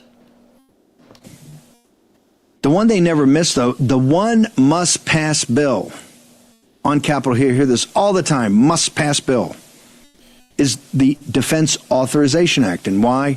That sets the top line for defense. They negotiate, that's top line. And then it has all the major policy and what you're going to do in the American empire. The appropriations bill that comes later, remember the 12 separate appropriations bill, that appropriations bill basically takes the top line essentially and just deals it out to programmatically where it's going to be. And even in the programs, kind of where is it going to go in the congressional districts? And it's highly negotiated. But once you have the authorization in the NDA, it doesn't go away. It's the game they play. That top line's the number. That's what. See, he's being very technical here. Guy's so smart, so very smart. And he understands how all this stuff is. And sometimes when I watch Steve talk, you can actually see the frustration on his face. He knows this is going to be a battle. I hope you realize it's going to be a battle. These people have wove just such an intricate web of one thing, and this document governs this, and if you sign this, this happens. And unwinding all this stuff is going to be a friggin' nightmare. They took over the country. And I'm telling you right now, be ready. There is no way Trump is going to be able to do this in 4 years. You got to be signed up for this fight for quite some time. I'm not sure if a lot of people realize this isn't going to change in 4 years. They have made it so that it's basically tamper-free unless you come in with the sledgehammer and break the whole thing. You can't do it piece by piece. Because if you pull this piece out, there's another thing that comes in the other side. And they'll keep putting different documents. You heard Pocahontas. We're going to pass this thing. What? No, we're done. We're done dealing with this. Take the sledgehammer to the whole damn thing. Negotiate it. You don't go back and undo it now. This whole concept, get your number 2 pencil out, impoundment, Mark Paoletta, Justice Thomas's, top guy. He has not been laboring in the vineyard, wasting his time. He's got this theory from the Constitution of impoundment saying, hey, the appropriations is the max. That's the ceiling. We can impound, the executive branch can impound some of the cash. And look, we're going to have that fight, and we may take some big chunks of money out of there. But you're not going to deconstruct the administrative state with impoundment. Impoundment's going to be tactical. It's very important. It's going to be tactical. So I asked just people, I've been banging on this drum that, like, hey, if we got Doge with these superstars and these great guys with big thoughts, which is important, and you got OMB that actually is legally... No, he mentioned somebody that's going to be very important for Trump. And I want to go back and let you see that name again, where he just mentioned. 1 second, I'm going back to it. Because it was one of Trump's appointees.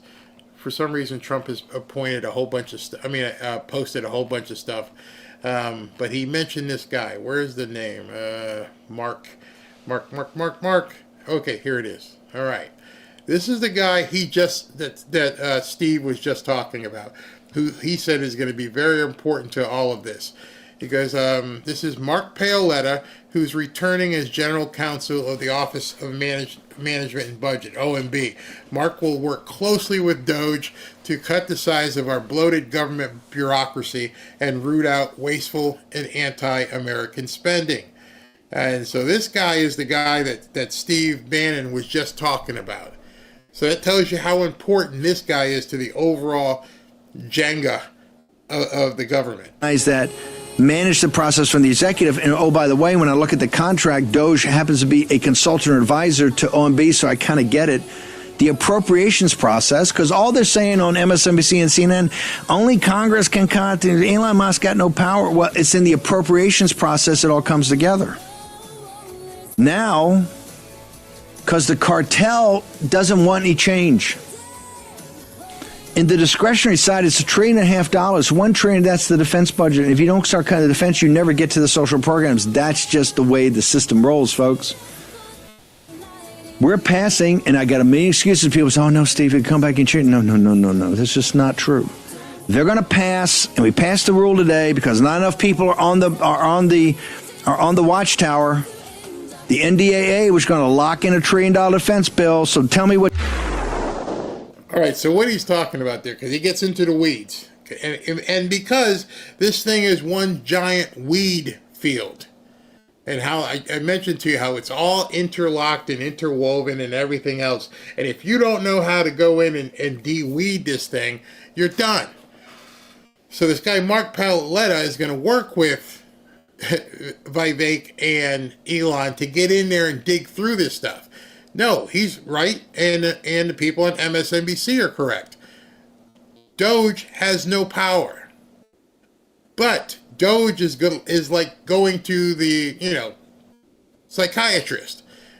They're going to get in and diagnose what's wrong, and then this guy, Mark Paoletta, has to go in and surgically remove this stuff.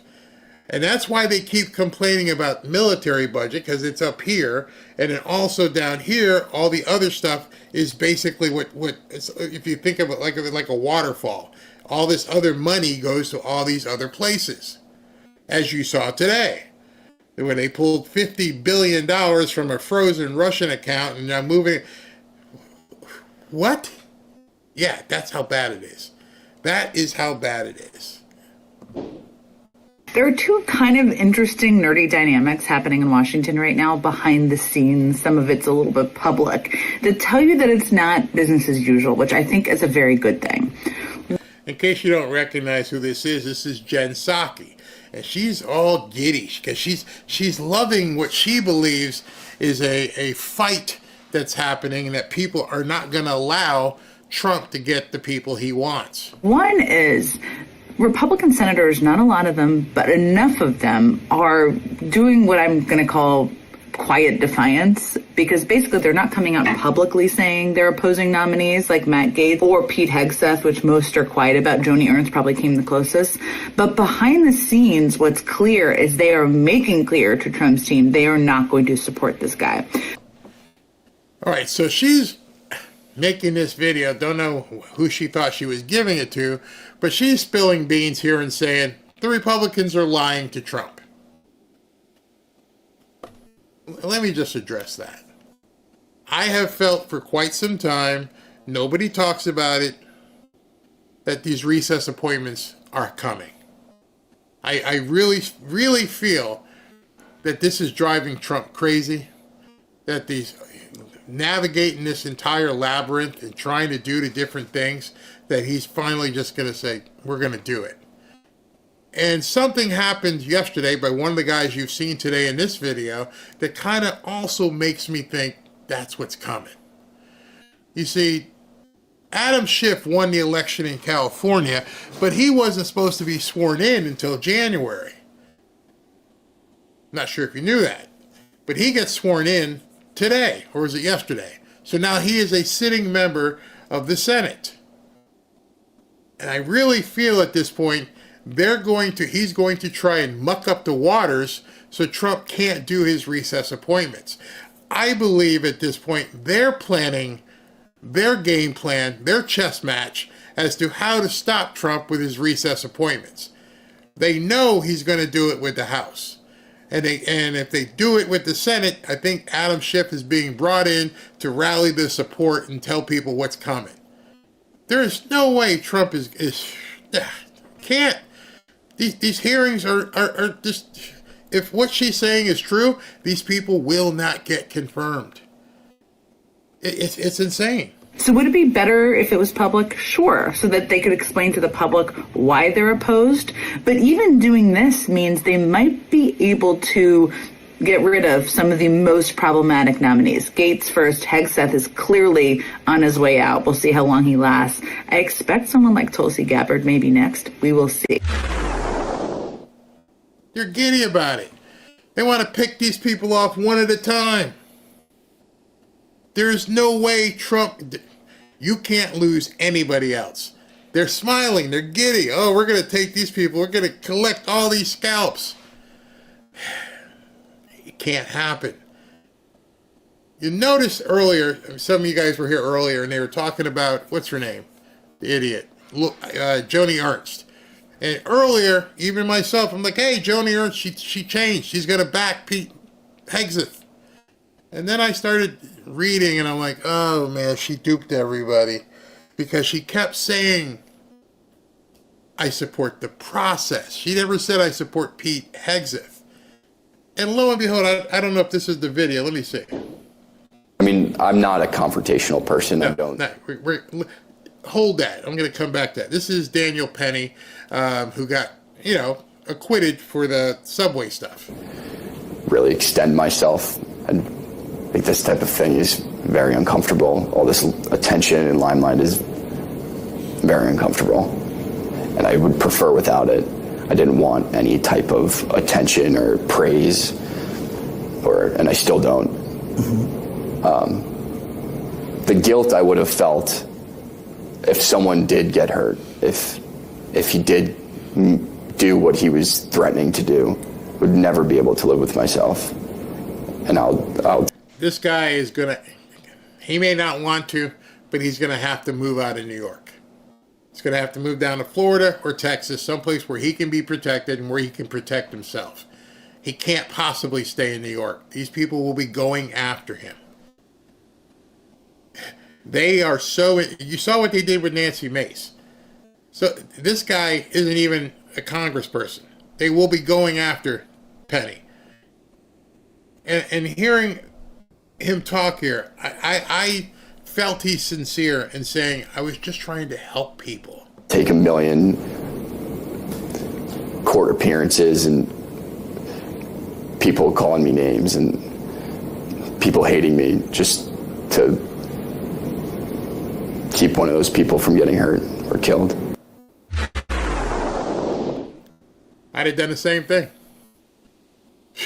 I'll tell you, Robin would do the same thing. I mean, she's fearless in terms of not wanting to see people get picked on.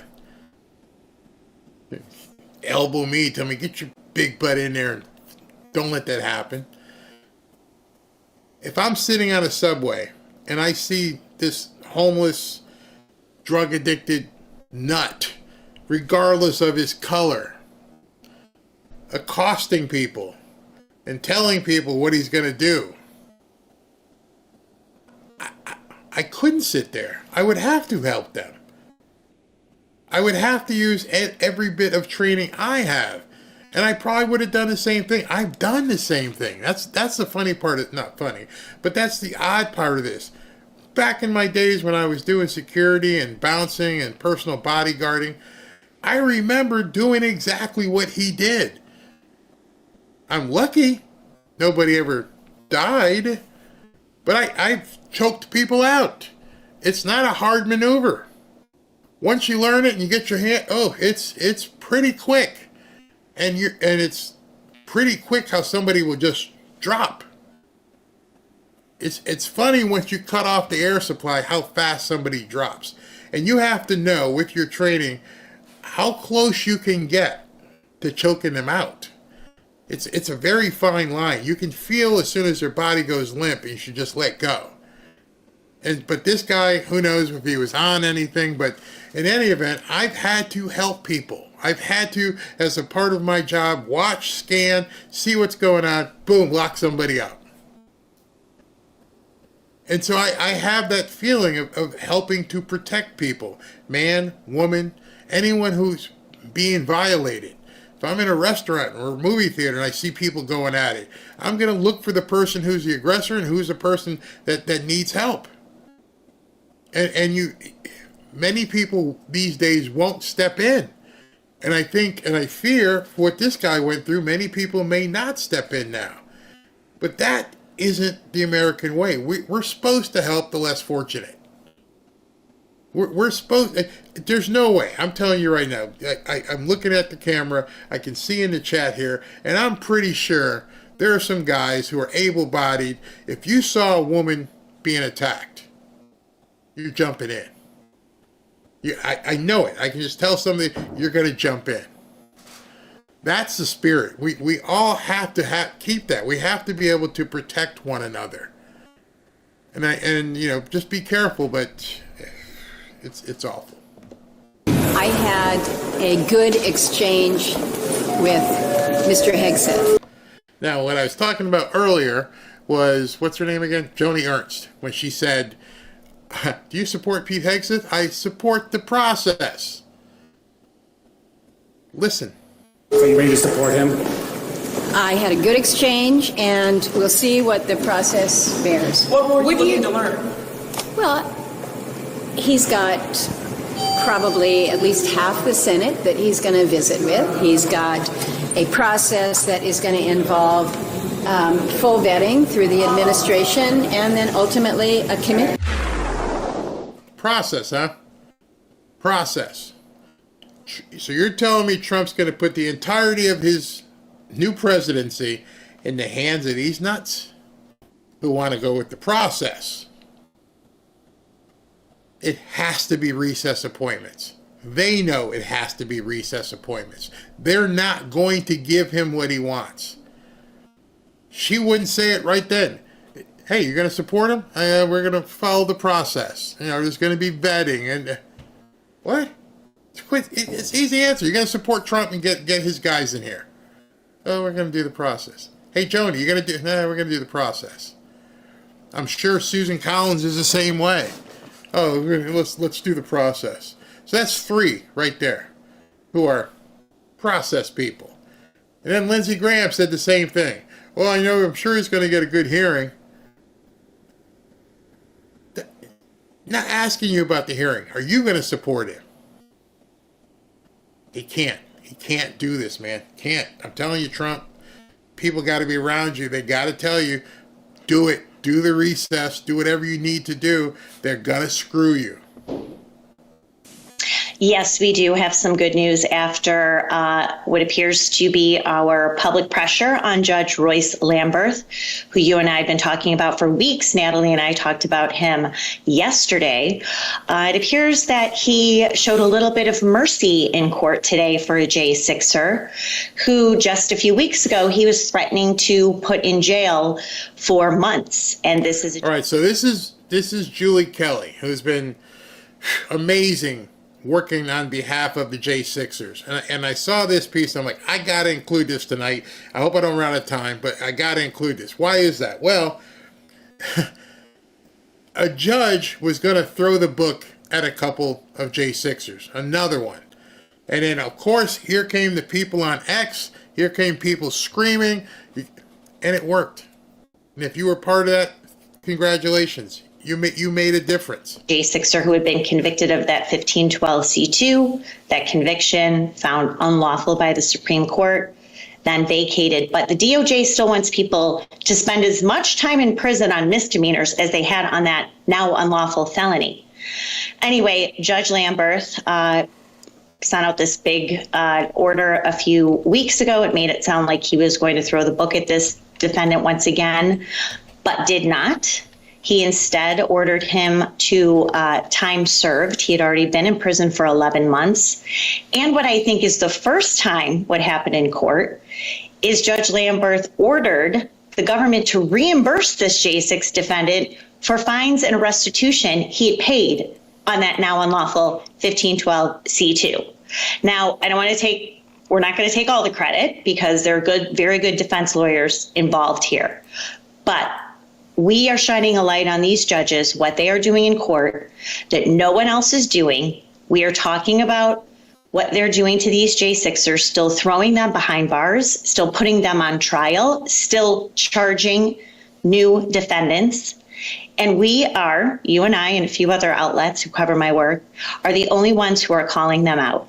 So I think today, combination of good lawyering, very good lawyering, and public pressure on Judge Lamberth indicated a little change of heart today, Steve. Do we have a photo of Judge? We don't. We're going to get one. You do. We're going to make these people famous. They should be famous for what they did.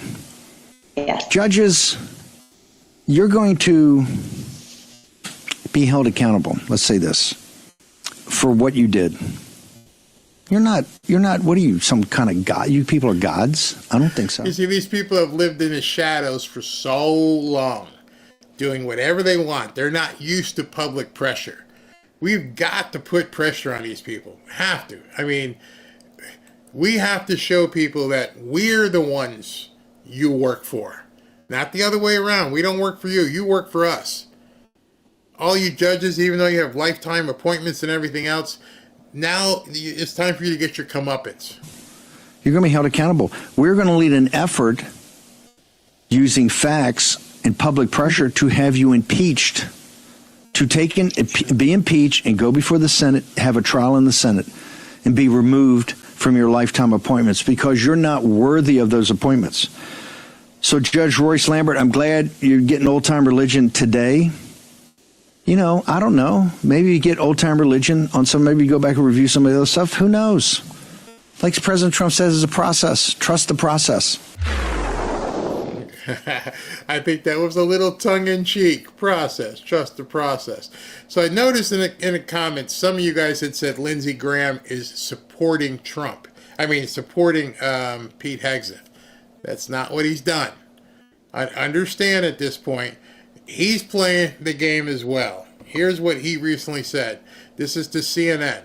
Lindsey Graham, who said last week that Pete Hegseth would have a, quote, difficult time, now says he's in pretty good shape. He said he would, quote, listen to the accusations about alleged misconduct if they come forward, but they have to be credible. Yeah, sorry, Lindsey, that ain't gonna cut it. Because what Lindsey Graham just said there is he's not done. He's not supporting Pete. He wants to see what the process is. He just said it. Right now he's in pretty good shape, but I will listen to those accusations about the alleged misconduct if they come forward. So all these Murkowski, Joni Ernst, Lindsey Graham, probably Susan Collins, are all sitting back going, oh, we got to do the vetting and all this stuff. If you guys have ever had a background check, they're not going to find anything. That's BS. Think about this. At this point, they're not going to find anything. They're going to find this woman in the hotel in California who cheated on her husband and no charges were filed. What? Yeah, he boinked her. Yeah, okay, so what? Okay, so let's move into now all this drinking and alcohol. Well, as of right now, unless you have someone to come in and say he did it, you got no one there's no one to listen to. I think you guys understand that, is that someone put out something and said he was a borderline drunk. And that he kept drinking and drinking and drinking all the time. But not a single name has come forward. Not one person. So what are you going to do? It's all BS. Absolute BS. And yet you get people like Lindsey and these other ones who are going to make this thing a pain in the butt. It's not fair. It's not fair to him. And they're playing games. They're absolutely playing games. They're playing with fire. Let me just see if Trump posted anything else, because he's been posting like crazy today, or somebody on his behalf. Let me just see if there's anything else. No, that's it. All right. So that being said, it's got to go recess. These people ain't playing. Yep, complete hearsay. Especially anonymous. How are you going to have a hearing with an anonymous source? So I've heard from this person, Mr. Hegseth. How do you want me to address that? I'm sorry, it didn't happen. I'm sitting here. They're not. Not a single person. So what is this here? Everyone keeps saying, oh, this hearing with Pete Hegseth is going to get ugly. I'm like, how ugly could it get? You're going to talk about what happened in California, and he's going to say either he did or he didn't boink her. In any event, that's not illegal. She came up to his hotel room. He's like, all right, it's here. Let's take it. Nothing illegal. Oh, are you a womanizer? I've had my share. What are you supposed to answer to that? What are you supposed to say? Have you slept around? Oh my goodness. I was single and then I was divorced, and so I kind of bopped around. What? What does that mean? Ugly? That's not going to get ugly. You're going to have people at home going, I can't believe what you people are saying. That's not ugly. How are you going to clutch pearls? They wouldn't want me at that stand. So, Mr. Hegseth, have you been bopping around? When's the last time you've been bopped? Oh, do you forget what it's like? I wouldn't take it. What are we here for? You want to know about my military skills? You want to know if I can command forces? If you want to know if my ideas on how the defense should be run, how to create a lethal fighting force, let's do it. You want to talk about this stuff? What do you want me to say? Did I have a few drinks? Yeah. Did I bop a few chicks? Yeah. What? And I'm not being facetious. I'm serious. I'm like, what do you want him to say? That this is going to get ugly? Oh, so you're going to Kavanaugh him. You're going to say that it's going to get crazy. It's going to get absolutely crazy. I would love to look into Ernst and Graham's backgrounds. Oh, Lindsay's background? Yeah, talk about... No, I'm not even going to go there. They might turn off my video. They might turn off my video if I say something. Shayla says, handsome devil, he's guilty of getting it too much. The American people during this hearing are going to pull up your popcorn because this might get a little heated in here. So you're going to ask them questions about... Oh, you need to have these hearings more often. You have to come with a rating. X-rated. Nobody's a good-looking guy in great shape with money. Sounds like a movie. He's great shape. He looks good, and he's got money. What do you think's happening to him? Well, you shouldn't be doing that. Okay, that's what my mom told me when I was 12. Okay, God bless you all. Absolutely, it's crazy. I'm old and dirty, but I will do a better job. Oh, so you guys getting mean with Lindsay, Lady Graham. How much do they think? What's this? How much do they think who have they betrayed? Oh, I don't even know what they're gonna ask him. I mean, we're gonna broadcast it, so we'll have some fun. He should hand out popcorn when he walks in. Oh yeah, Joni Ernst cheated on her husband. Yep. It doesn't make any sense. When I keep hearing people say it's gonna get ugly, I'm thinking it has nothing. Here's the box you need to go in, and if he says I don't have a drinking problem, unless you have proof that this man has a drinking problem, whatever article was posted, whatever tweets, whatever, can't bring it in. Means absolutely nothing. Well, I've got this document here, and this document here says when you did this, you did that. Did you do that? Nope. Put your document down, go to the next question. But they'll ask the same question 20 times. What are you going to say? Hey, listen, I came back from war like most people who've gone to war. I come back because I killed people. And because I've had to take people out, you mess with my head. And there was a period of time in my life where I blah, blah, blah. Now I'm ready to go to war and do stuff to bad guys. What do you want from me?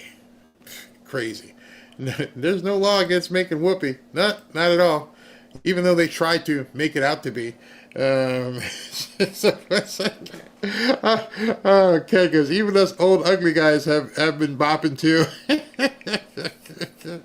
Oh man, is this where our government's reduced to? Putting on a sideshow to try and embarrass a guy. I don't get it, man. It's completely embarrassing. Everything they did to Kavanaugh. See, the problem they're going to have, I'm going to tell you this right now. The problem, we can get out of here. The problem they're going to have is Pete ain't nothing like Judge Kavanaugh. Judge Kavanaugh, they got him to crying because he was upset and he got emotional. I don't think that's going to work with a guy like Pete Hegseth. I don't think you're going to embarrass him, number one. Number two, he ain't going to back down from the fight. So whoever is asking these questions, you may put it this way. If you knew that the person asking you a question was never going to vote for you anyway, their entire job is to try and embarrass you. If they have a D at the end of their name, they're not going to vote for you. So every time it goes to that side of the room and that person goes, they're going to ask you something salacious and something nasty. Pete's not going to be the type of guy who's going to get emotional with you. He's just going to blow you off. Just completely blow him off. More like bopping apples. You guys are funny. All right, guys. Yeah, he's admitted everything anyway. Yeah, they got nothing. But why wait and go through all this stuff? And And then they're going to probably bring up Kristi Noem's dog. And they're going to probably bring up stuff about Tulsi and RFK. Just push these people through, please. Let's just get it through. Be done with it. We've played games with them long enough. I'm sick of playing games with Democrats. They love the game. Enough. Hey, if you want to join us over at X, go ahead. We're almost at 12,000 members. Free X group. Just go to fanfareshop.org/group. If you go there, you can join, and then, we go ahead and approve you getting in, and it's easy peasy. Let's go here. If you guys want to enter to win a hoodie, go to fanfareshop.org and put your name in to win a hoodie. Ashley said, hey, listen, we can't give out any tonight because I'm out of them, so people are going to have to wait. So I'm telling you, I'm going to give out 3. She's probably going to get ticked off at me. I'm going to give out 3, but you just need to know, especially with the holiday and everything, it may take, at this point, 2 weeks before the company makes all the hoodies and we get them all. So just so you know, don't be emailing her and getting all ticked off saying it's taking too long to get my hoodie, because it may take that long. Otherwise, I just won't draw any. Then I'll wait until we get them in. But they're free, so I got no problem with it. All right, so let me get everything set. Here we go. We'll do 3 again. Let me make sure I have the drum roll. Drum roll. And we'll pick somebody. And this one is Laura Knight. Laura Knight, you have won a free hoodie. And let's go back and let me do the drum roll again. And drum roll. Winner, Kimberly Hansen. Kimberly Hansen, you've won a hoodie. 2 ladies in a row here. Well, let's go and run the drum roll. And this one is Stephen I. Stephen, I hope you filled out your name and your email. Otherwise, we're never going to be able to find out who Stephen I is. I guess we can search it in the database and see if there's somebody called Stephen I, and we can basically see if we can't get you a hoodie. All right, so let me look and see if there's super chats to acknowledge. Yes. Ooh, wow. Claire Butterfield, thank you for coming in with a biggie here. God bless President Trump. Thank you very, very much. From Sue Rabin, can you please explain recess appointments and can they be forced? All right. To the best of my ability, a recess appointment takes place when both the Senate and the House are out of session. So, hold on. Let me make sure I don't leave anybody. Okay. Okay, here we go. The Recess Appointments Clause. There's an actual clause authorizing the president to make temporary appointments when the Senate is not in session, and it was adopted by the Constitutional Convention without dissent and without debate. All right, so what is a recess appointment?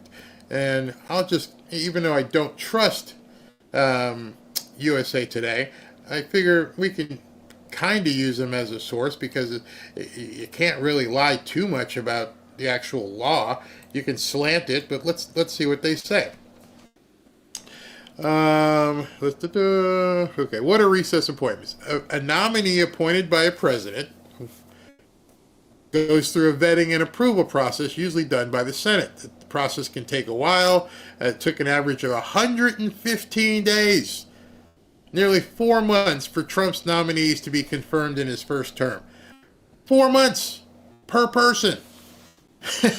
You think Trump wants to wait 4 months? I don't think so. And so they're talking about that. What are they? And let's go down here to where they actually say what they are. And they never do. Wow, what a crock this article was. They tell you what who does it, and okay, here it is right here. It's very simple. The recess appointments clause says that when the Senate is in recess, the president can make appointments temporarily without the approval or vetting process normally done by the Senate. The clause itself originated at a time when Congress did not meet as often as it does now. So they can force people into recess. That's the USA Today. I knew they were going to try and screw that up, but that's not at all what it means. I'm looking to see if I can find something better here. Maybe this one will do it. Just okay. All right. This one's much better. All right. Ready. Article 2, Section 2 spells out the general powers of a president to make appointments to fill vacancies when the Senate is not available to consider such matters. The president shall have the power to fill all vacancies that may happen during the recess of the Senate by granting commissions which shall expire at the end of the next session. Okay, so that's the dates on it. The Supreme Court has said that they're allowed. So I'm not going to read all this because you can actually do it. It's legal. All right, so here's where it gets interesting. Under Article 2, Section 3, the president has the power to adjourn Congress. The president has the power to call for an adjournment of Congress under narrow circumstances. The clause in part reads that the president may, on extraordinary occasions, convene both houses or either of them, and in case of disagreement between them, that's really important, with respect to the time, he may adjourn them to such time as he shall think proper. So far, the president has never exercised the power to adjourn Congress when the House and Senate cannot agree on a time to adjourn. So your question was, can he force it? That's how you force it. Mike Johnson comes in and goes, you know what? We're going to adjourn next week for about 4 days. The Senate goes, no, we're not going to do it. Well, now the president can step in and says, yeah, you are doing it. We're going to adjourn. And then he can just name these people. It literally is that simple. They will fight, they will scream, they will go to the press, they will sue, they'll do everything, but that's the Constitution. And it's already gone to the Supreme Court. That's one of the reasons why I think they put Adam Schiff in now, because that he won't have to wait. He can begin trying to build a coalition.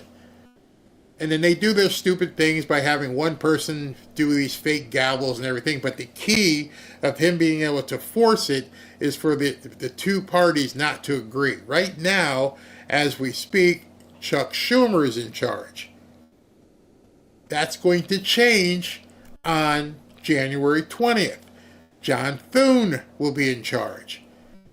So if John Thune agrees to the adjournment and he agrees with what Mike Johnson does, it's going to be very, very hard for the Democrats to stop the adjournment.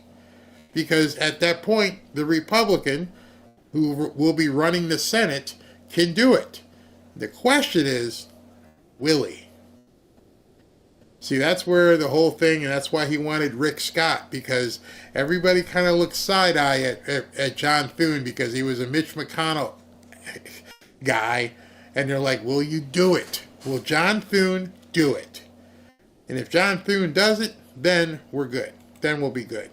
Let's see, I better go back here a page. That is the key. I hope I explained that to you so you could understand exactly what that meant. Where am I with this? I gotta find out the name. Okay. Joy Kirkland. Check out Megan's interview with Pete Hegseth. It was awesome, and he explains everything. Yep, I featured that in a video a couple days ago, last week. Kelly Panetsky, I wish the Dems move on with this garbage. Nope, they won't. They have to. They have to keep fighting. Must keep fighting. Must always keep fighting, the Republicans. Foom Drummer says Elon should primary Graham, Ernst, McConnell, Murkowski, Collins, and other rhinos. Yeah, I agree. They got to go. And then get Scott Pressler to help get new people in there. Just another knucklehead, tip jar, crazy train. These people never step aside. Nope, they gotta be tossed out. Foom Drummer again. I'm jealous of Steve Bannon's full head of hair. You and me both, bro. You and me both. Hey, he's got a big, thick mane of hair. What's this here? White. Whistling Pete. Lots of great news stories with Israel expands. Thank you. Let's see here. Let me go down any further. I do want to put this up. This is from Lauren Berger. Seriously, it is interest on the money that they froze to pay for crap. Why is the loan? I have no clue, except it was to hide what is being done with the money. I don't think they're going to be able to hide this. I really don't. I think they're going to have to come clean, and there's got to be paperwork attached to this. There has to be. It just can't happen without it. Not a loan of that size. We've all taken loans out. Petras, public distractions for another $50 billion robbery. I'm shocked that I don't see every Republican screaming about it. That's the part that got me. Interesting. Fume drummer, Biden administration isn't seeking the death penalty for a white kid that shot up a majority black supermarket in Buffalo. That psycho is the poster boy for the death penalty. Absolutely. Diane Torian, there's nothing to see here. Put on your sunglasses. Born on the 4th, the officials in New Jersey can easily send a plane, copter, or another drone to assess the situation if they wanted to. It's complacency and lip service as usual. That's what I'm saying. I had some fun with it, but I went, it's got to be us. It's got to be us. And I'm going to look at Monkeyworks and see if he's got a video about it. Dana writes, like they want to bombard the new administration. It's not like that's specifically what they're doing. Fume drummer, they are countermeasures that can be applied to drones, ranging from propelling nets from other drones or jamming the signals. Yeah, the fact that they're not doing any of that stuff should speak volumes. Trevor Martina Harris, it's truly unbelievable. Every day the Democrats have something else blow up in their face, yet they can't see their tricks don't work. That's what I've been saying. That's what happens when you have no leader. Barry cracked me up. Take me to your leader. Can you imagine? Take me to your leader. Never mind. Whistler, this New Jersey, probably just Christie's Uber Eats taking everything. That's funny. Kim Hansen, there might be Amazon drone delivery. Yeah, it's funny. And Villain, how you doing, brother? I haven't seen you in a while. On Friday night, 1 and 2 others heard the crazy sound of a rocket launch out of Fort Lauderdale Executive Airport. We saw the rocket, and then it turned and shot across. Yeah, I know where that is. That's right down by the soccer stadium. Yeah, so that's some crazy stuff. Crazy stuff going on. And I don't put past anybody to be trying stuff right before Trump gets in. All right, we'll see you tomorrow. Wait a minute, I got to check the poll. What did people say about the timing? Wow, okay, so I said, do you like the 3:30 and 7:30 time slots?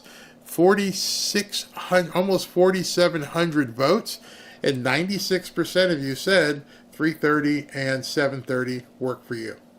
That's awesome. Thank you very much. That makes it so much easier on me. Thank you. All right, if you get seizures, don't watch the outro, but here we go. Talk to you guys tomorrow.